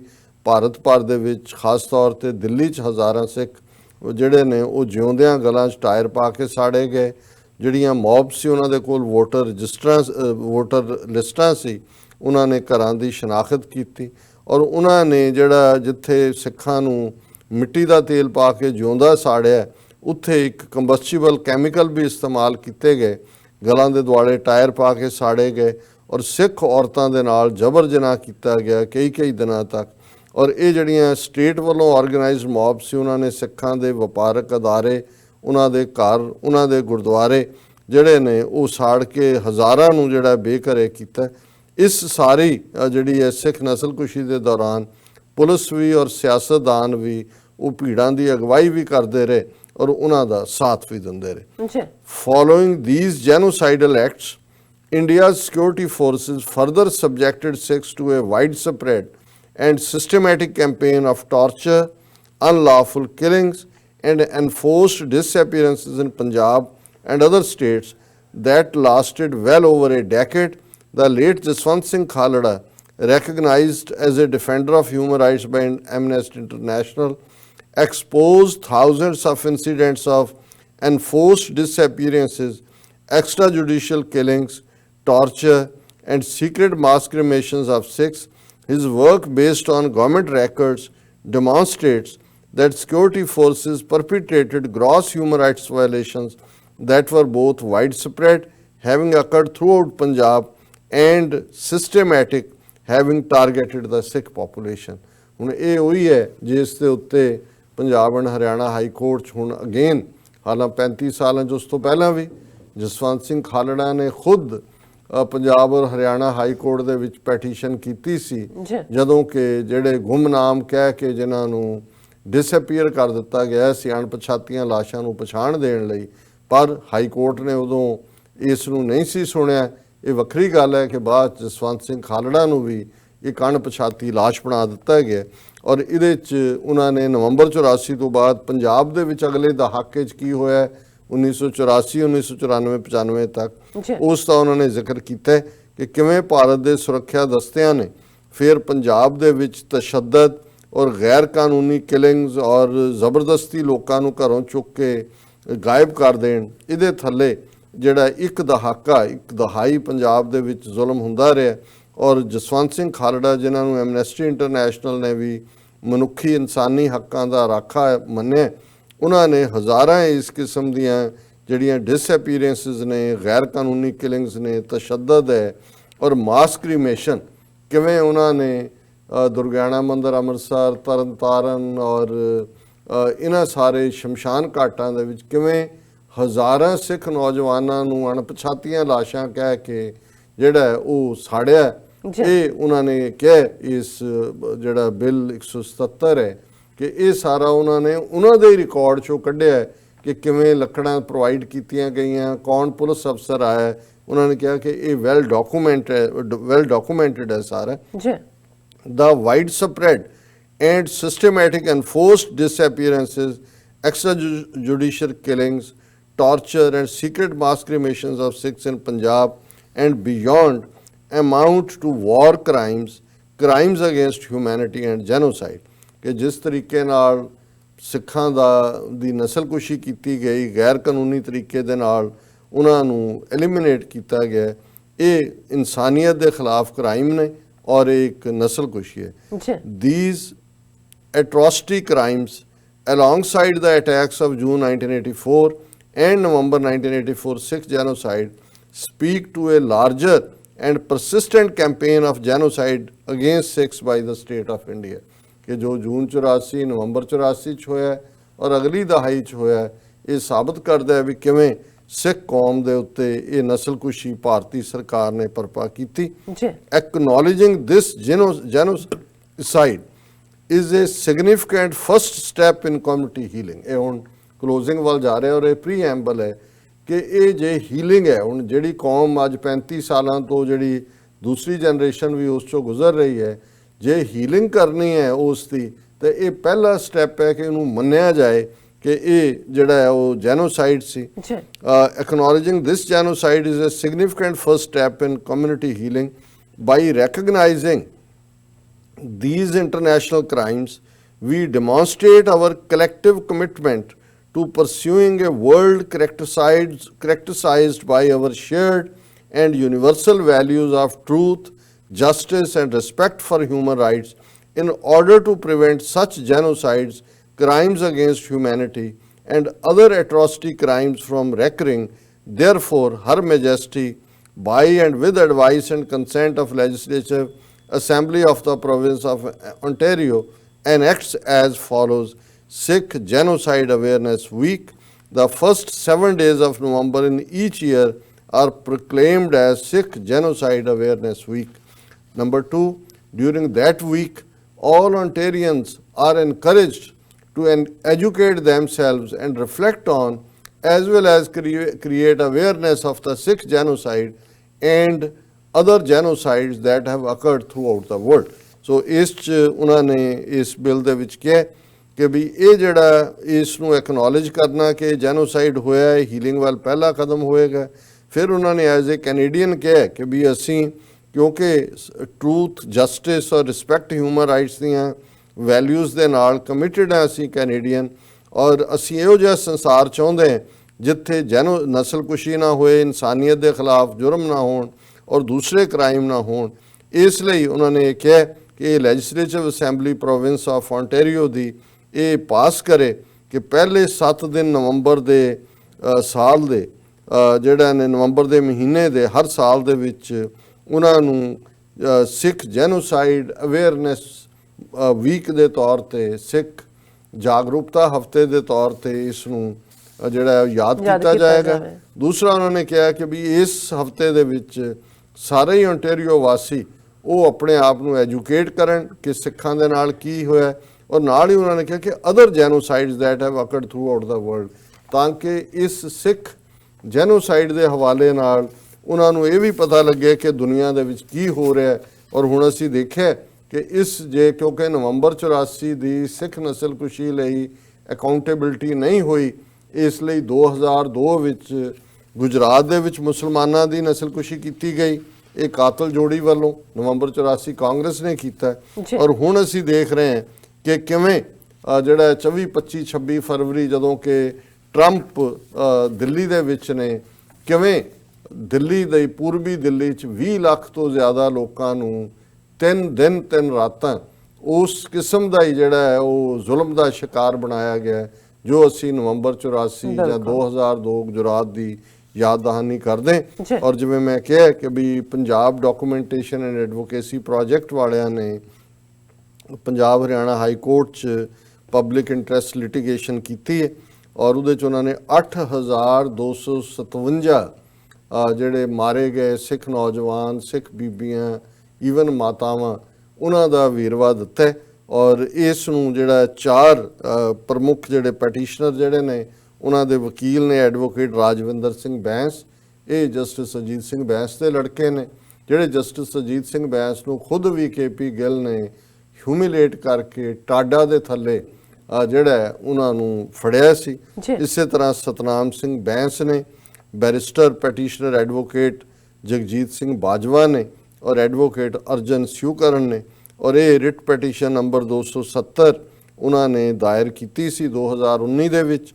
ਔਰ ਇਹ ਜਿਸ ਬੈਂਚ ਦੇ ਕੋਲ ਆਈ ਹੈ ਚੀਫ ਜਸਟਿਸ ਰਵੀ ਸ਼ੰਕਰ ਝਾ ਨੇ ਔਰ ਆਨਰੇਬਲ ਜਸਟਿਸ ਅਰੁਣ ਪਲਾਈ ਨੇ, ਇਹ 6 ਫਰਵਰੀ ਨੂੰ ਉਹਨਾਂ ਦੇ ਸਾਹਮਣੇ ਆਈ। ਔਰ ਉਹਦੇ 'ਚ ਉਹਨਾਂ ਨੇ ਇਹ ਕਿਹਾ ਵੀ ਕਿਵੇਂ ਜਿਹੜਾ ਲੀਗਲ ਪ੍ਰੈਸੀਡੈਂਟ ਸੈੱਟ ਕੀਤਾ ਇਹਨਾਂ ਝੂਠੇ ਮਾਸ ਕਿਲਿੰਗਸ ਦੇ ਨਾਲ। ਔਰ ਉਹਨਾਂ ਨੇ ਇਸ ਸਾਰੇ ਦੇ ਵਿੱਚ ਕਿਹਾ ਵੀ ਸੁਪਰੀਮ ਕੋਰਟ ਨੇ ਆਲਰੇਡੀ ਮਨੀਪੁਰ ਦੇ ਵਿੱਚ ਜਿਹੜੀਆਂ ਐਕਸਟਰਾ ਜੁਡੀਸ਼ੀਅਲ ਕਿਲਿੰਗਸ ਹੋਈਆਂ ਸੀ 1528 ਬੰਦਿਆਂ ਦੀਆਂ, ਉਸ ਬਾਰੇ CBI ਇਨਕੁਆਇਰੀ ਆਰਡਰ ਕੀਤੀ ਸੀ ਕਿ ਆਰਮਡ ਫੋਰਸਿਸ ਦੇ ਰੋਲ ਨੂੰ ਦੇਖਿਆ ਜਾਏ।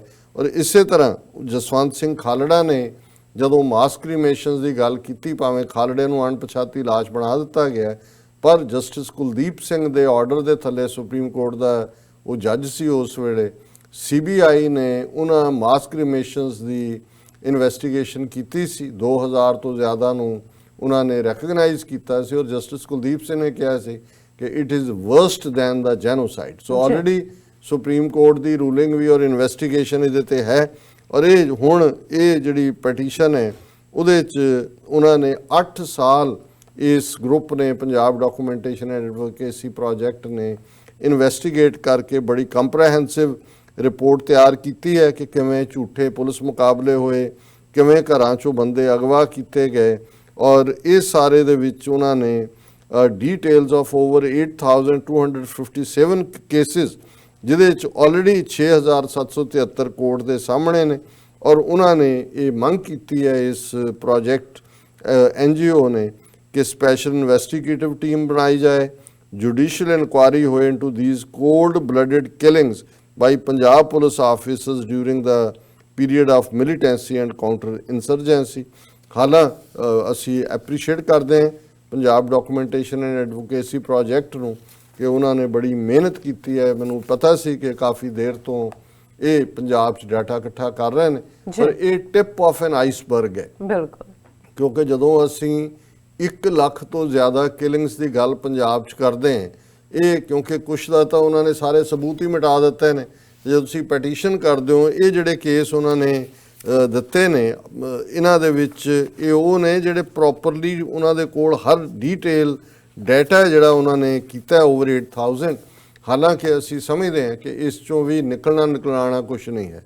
ਜੇ ਜਸਵੰਤ ਸਿੰਘ ਖਾਲੜਾ ਦੀ ਕੁਰਬਾਨੀ ਦੇ ਬਾਵਜੂਦ, ਜਸਟਿਸ ਕੁਲਦੀਪ ਸਿੰਘ ਦੀ ਜਿਹੜੀ ਹੈ ਵਰਸ ਦੈਨ ਜੈਨੋਸਾਈਡ ਕਮੈਂਟ ਦੇ ਬਾਵਜੂਦ, ਅਲਟੀਮੇਟਲੀ 2-2, 3-3 ਲੱਖ ਸਿਰਫ 2000 ਬੰਦਿਆਂ ਨੂੰ ਮੁਆਵਜ਼ਾ ਦਿੱਤਾ ਹੈ, ਜਿਹੜਾ ਮੈਂ ਸਮਝਦਾ ਕਿ ਵੀ ਇੱਕ ਜੋਕ ਸੀ ਮਾਰਿਆ ਗਿਆ ਬਿਲਕੁਲ। ਨਾਲ, ਪਰ ਇਹਨੂੰ ਅਸੀਂ ਇਹ ਜ਼ਰੂਰ ਕਹਿੰਦੇ ਹਾਂ to keep the pot stirring, ਜੀ ਕਿ ਜੇ ਉੱਥੇ ਚੱਲ ਰਿਹਾ ਤੇ ਇਹ ਵੀ ਜਿਹੜੀ ਉਹਨਾਂ ਦੀ ਡਾਕੂਮੈਂਟੇਸ਼ਨ ਹੈ ਇਹ ਓਨਟਾਰੀਓ ਦੇ ਇਸ ਬਿੱਲ ਦੇ ਲਈ ਮਦਦਗਾਰ ਹੋਈ ਹੈ ਕਿ ਭਾਈ ਇਹ ਕੁਛ ਉੱਥੇ ਸਾਡੇ ਨਾਲ ਹੋਇਆ ਹੋਇਆ ਜੀ। 35 ਸਾਲ ਬੀਤਣ ਬਾਅਦ ਵੀ ਸਿੱਖਾਂ ਨੂੰ ਜਸਟਿਸ ਨਹੀਂ ਮਿਲਿਆ ਔਰ ਇਹ ਮਿਲਣਾ ਵੀ ਨਹੀਂ ਮਿਲਣਾ ਹੈ। ਵੀ ਸਾਡੇ ਲਈ ਇੱਕੋ ਇੱਕ ਜਸਟਿਸ ਹੈ ਕਿ ਦਰਿਆਏ ਜਮਨਾ ਤੋਂ ਵਾਘਾ ਤੱਕ ਇੰਡੀਪੈਂਡੈਂਟ ਸੋਵਰਨ ਨੇਸ਼ਨ ਖਾਲਿਸਤਾਨ ਨੂੰ ਲਿਬਰੇਟ ਕਰਵਾਉਣਾ। ਇਸ ਤੋਂ ਬਿਨਾ ਕੋਈ ਹੱਲ ਉੱਥੇ ਨਹੀਂ ਹੈ। ਪਰ ਅਸੀਂ ਐਪਰੀਸ਼ੀਏਟ ਕਰਦੇ ਹਾਂ ਇਸ NGO ਨੂੰ ਵੀ, ਔਰ ਅਸੀਂ ਐਪਰੀਸ਼ੀਏਟ ਕਰਦੇ ਹਾਂ ਗੁਰਰਤਨ ਸਿੰਘ ਔਰ ਤਮਾਮ ਕੈਨੇਡਾ ਦੇ ਉਹਨਾਂ ਐਕਟਿਵਿਸਟ ਨੂੰ ਜਿਹੜਾ ਨੇ ਇਸ ਬਿੱਲ ਨੂੰ ਅੱਗੇ ਤੋਰਨ ਲਈ ਤੀਸਰੀ ਪਰ ਤੋਂ ਬਾਅਦ ਇਹ ਹੁਣ ਦੇਖਿਆ ਜਾਏਗਾ ਕਿ ਇਹਦਾ ਕੀ ਨਤੀਜਾ ਹੁੰਦਾ ਹੈ। ਲੇਕਿਨ ਆਲਰੇਡੀ ਇਹ ਗੱਲ ਹੈ ਕਿ ਇਹ ਚਰਚਾ ਦਾ ਵਿਸ਼ਾ ਹੈ ਔਰ ਹਿੰਦੂ ਤਵੀਆਂ ਨੇ ਵੀ ਆਪਣਾ ਅਗਲੀ ਫੇਸ ਜਿਹੜਾ ਉੱਥੇ ਉਹ ਦਿਖਾਉਣਾ ਸ਼ੁਰੂ ਕੀਤਾ ਹੋਇਆ ਹੈ। ਸੋ ਅਸੀਂ ਜਿਨ੍ਹਾਂ ਨੇ ਐਫਰਟ ਕੀਤਾ ਉਹਨਾਂ ਨੂੰ ਮੁਬਾਰਕਬਾਦ ਦਿੰਦੇ ਹਾਂ ਜੀ। ਡਾਕਟਰ ਸਾਹਿਬ ਤੁਹਾਡਾ ਬਹੁਤ ਬਹੁਤ ਸ਼ੁਕਰੀਆ। ਹੱਥ ਲੈਣੇ ਬ੍ਰੇਕ ਪੇਜ ਤੋਂ ਪਹਿਲਾਂ ਅਸੀਂ ਦਰਸ਼ਕਾਂ ਤੇ ਸਰੋਤਿਆਂ ਨੂੰ ਹਮੇਸ਼ਾ ਤਰ੍ਹਾਂ ਅਪੀਲ ਤੇ ਬੇਨਤੀ ਕਰਦੀ ਹਾਂ ਵਿਊਅਰਸ, ਜਿਸ ਤਰ੍ਹਾਂ ਕਿ ਤੁਸੀਂ ਜਾਣਦੇ ਹੋ ਕਿ TV84 ਮਨੁੱਖੀ ਹੱਕਾਂ ਦਾ ਪਹਿਰੇਦਾਰ ਹੈ। TV84 ਸਿੱਖਾਂ, ਕਸ਼ਮੀਰੀਆਂ ਤੇ ਭਾਰਤ ਦੀਆਂ ਨਾਰਥ ਈਸਟ ਸਟੇਟਾਂ ਦੇ ਲੋਕਾਂ ਦੇ ਸਵੈ ਨਿਰਣੇ ਦੇ ਹੱਕਾਂ ਦਾ ਹਾਮੀ ਹੈ। ਅਸੀਂ ਚਾਹਾਂਗੇ ਕਿ ਤੁਸੀਂ TV84 ਦੀ ਚੜ੍ਹਦੀ ਕਲਾ ਲਈ ਵੱਧ ਤੋਂ ਵੱਧ ਡੋਨੇਟ ਕਰੋ। ਡੋਨੇਟ ਕਰਨ ਲਈ ਸਾਡੀ ਵੈਬਸਾਈਟ TV84.tv ਤੇ ਜਾ ਕੇ ਪੇਪਲ ਦੀ ਵਰਤੋਂ ਕਰਕੇ ਵਨ ਟਾਈਮ ਡੋਨੇਟ ਕਰ ਸਕਦੇ ਹੋ, ਮੰਥਲੀ ਡੋਨੇਟ ਵੀ ਕਰ ਸਕਦੇ ਹੋ। ਤੁਸੀਂ TV84 ਦੇ ਨਾਮ ਤੇ ਚੈੱਕ ਬਣਾ ਕੇ ਸਾਨੂੰ ਮੇਲ ਵੀ ਕਰ ਸਕਦੇ ਹੋ ਸਾਡੇ ਇਸ ਪਤੇ ਤੇ 36-01 37th avenue Long Island city, New York 11101 USA, ਜਾਂ ਫਿਰ ਤੁਸੀਂ ਸਾਨੂੰ ਫੋਨ ਰਾਹੀਂ ਵੀ ਸੰਪਰਕ ਕਰ ਸਕਦੇ ਹੋ ਸਾਡੇ ਫੋਨ ਨੰਬਰ ਤੇ 5164060694। Thank you so much viewers. ਵਿਚਾਰਾਂ ਦਾ ਸਿਲਸਿਲਾ ਇਸ ਤਰ੍ਹਾਂ ਹੀ ਚੱਲਦਾ ਰਹੇਗਾ। ਮਿਲਦੇ ਹਾਂ ਆਫਟਰ ਦਿਸ ਸ਼ਾਰਟ ਬ੍ਰੇਕ।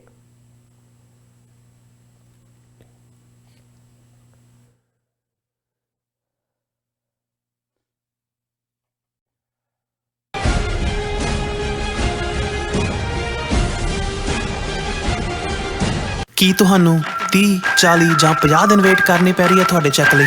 ਫਿਰ ਬ੍ਰੋਕਰਾਂ ਪਿੱਛੇ ਭੱਜਦੇ ਫਿਰਦੇ ਹੋ ਪੈਸੇ ਲਈ। ਬਹੁਤ ਜ਼ਿਆਦਾ ਟਾਈਮ ਵੇਸਟ ਹੋ ਜਾਂਦਾ ਇੱਦਾਂ ਤਾਂ। ਜੇ ਤੁਸੀਂ ਅੱਜ ਹੀ ਪੈਸੇ ਲੈਣੇ ਤਾਂ ਬੌਬਟੇਲ ਨੂੰ ਕਾਲ ਕਰੋ। ਬੌਬਟੇਲ ਤੁਹਾਡੀਆਂ ਇਨਵੌਇਸਸ ਸੇਮ ਡੇ ਫੰਡ ਕਰ ਸਕਦੇ ਹਾਂ for a small fee, no contract, no reserve and no hidden fees। ਅੱਜ ਹੀ ਕਾਲ ਕਰੋ ਬੌਬਟੇਲ ਨੂੰ ਤੇ ਤੁਹਾਡਾ ਪਹਿਲਾ ਮਹੀਨਾ ਫ੍ਰੀ। 410 204 2084। ਅਗੇਨ 410 204 2084।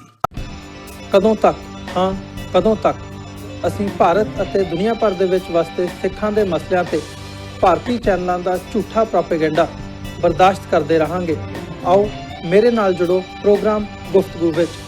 ਸਿੱਖ ਨਜ਼ਰੀਏ ਤੋਂ ਰੋਜ਼ਾਨਾ ਵਾਪਰ ਰਹੀਆਂ ਘਟਨਾਵਾਂ ਦਾ ਵਿਸ਼ਲੇਸ਼ਣ ਕਰੀਏ। ਲਾਈਵ ਕਾਲਸ ਅਤੇ ਈਮੇਲਸ ਰਾਹੀਂ ਇਸ ਪ੍ਰੋਗਰਾਮ ਦਾ ਹਿੱਸਾ ਬਣੋ। ਮੰਡੇ ਟੂ ਫਰਾਈਡੇ ਰਾਤ 9:30 ਵਜੇ ਸਿਰਫ TV84 ਤੇ।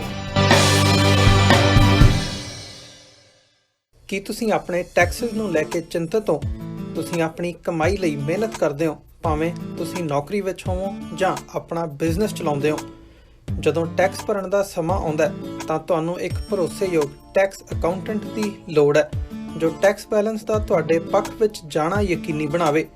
ਸਿਆਟਲ ਦੀ ਜਾਣੀ ਪਛਾਣੀ company accurate accountants and taxes ਤੁਹਾਡੀ ਸੇਵਾ ਵਿੱਚ ਹਾਜ਼ਰ ਹੈ। ਅਸੀਂ ਹਰ ਤਰ੍ਹਾਂ ਦੇ ਟੈਕਸ ਭਰਨ ਵਿੱਚ ਤੁਹਾਡੀ ਮਦਦ ਕਰਾਂਗੇ।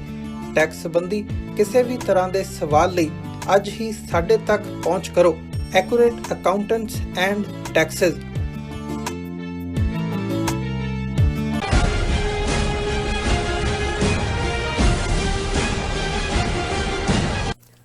ਦਰਸ਼ਕੋ ਬ੍ਰੇਕ ਬਾਅਦ ਤੁਹਾਡਾ ਸਭ ਦਾ ਭਰਪੂਰ ਸਵਾਗਤ ਹੈ। ਹੁਣ ਆਪਾਂ ਗੱਲਬਾਤ ਕਰਨ ਜਾ ਰਹੇ ਹਾਂ ਕਰੋਨਾ ਵਾਇਰਸ ਦੀ ਕਿ ਕਿਸ ਤਰ੍ਹਾਂ ਇਸ ਦਾ ਜੋ ਡਰ ਹੈ, ਖੌਫ ਹੈ, ਇਹ ਸਾਰੀ ਦੁਨੀਆ ਦੇ ਉੱਤੇ ਉਸ ਤਰ੍ਹਾਂ ਹੀ ਮੰਡਰਾ ਰਿਹਾ ਹੈ।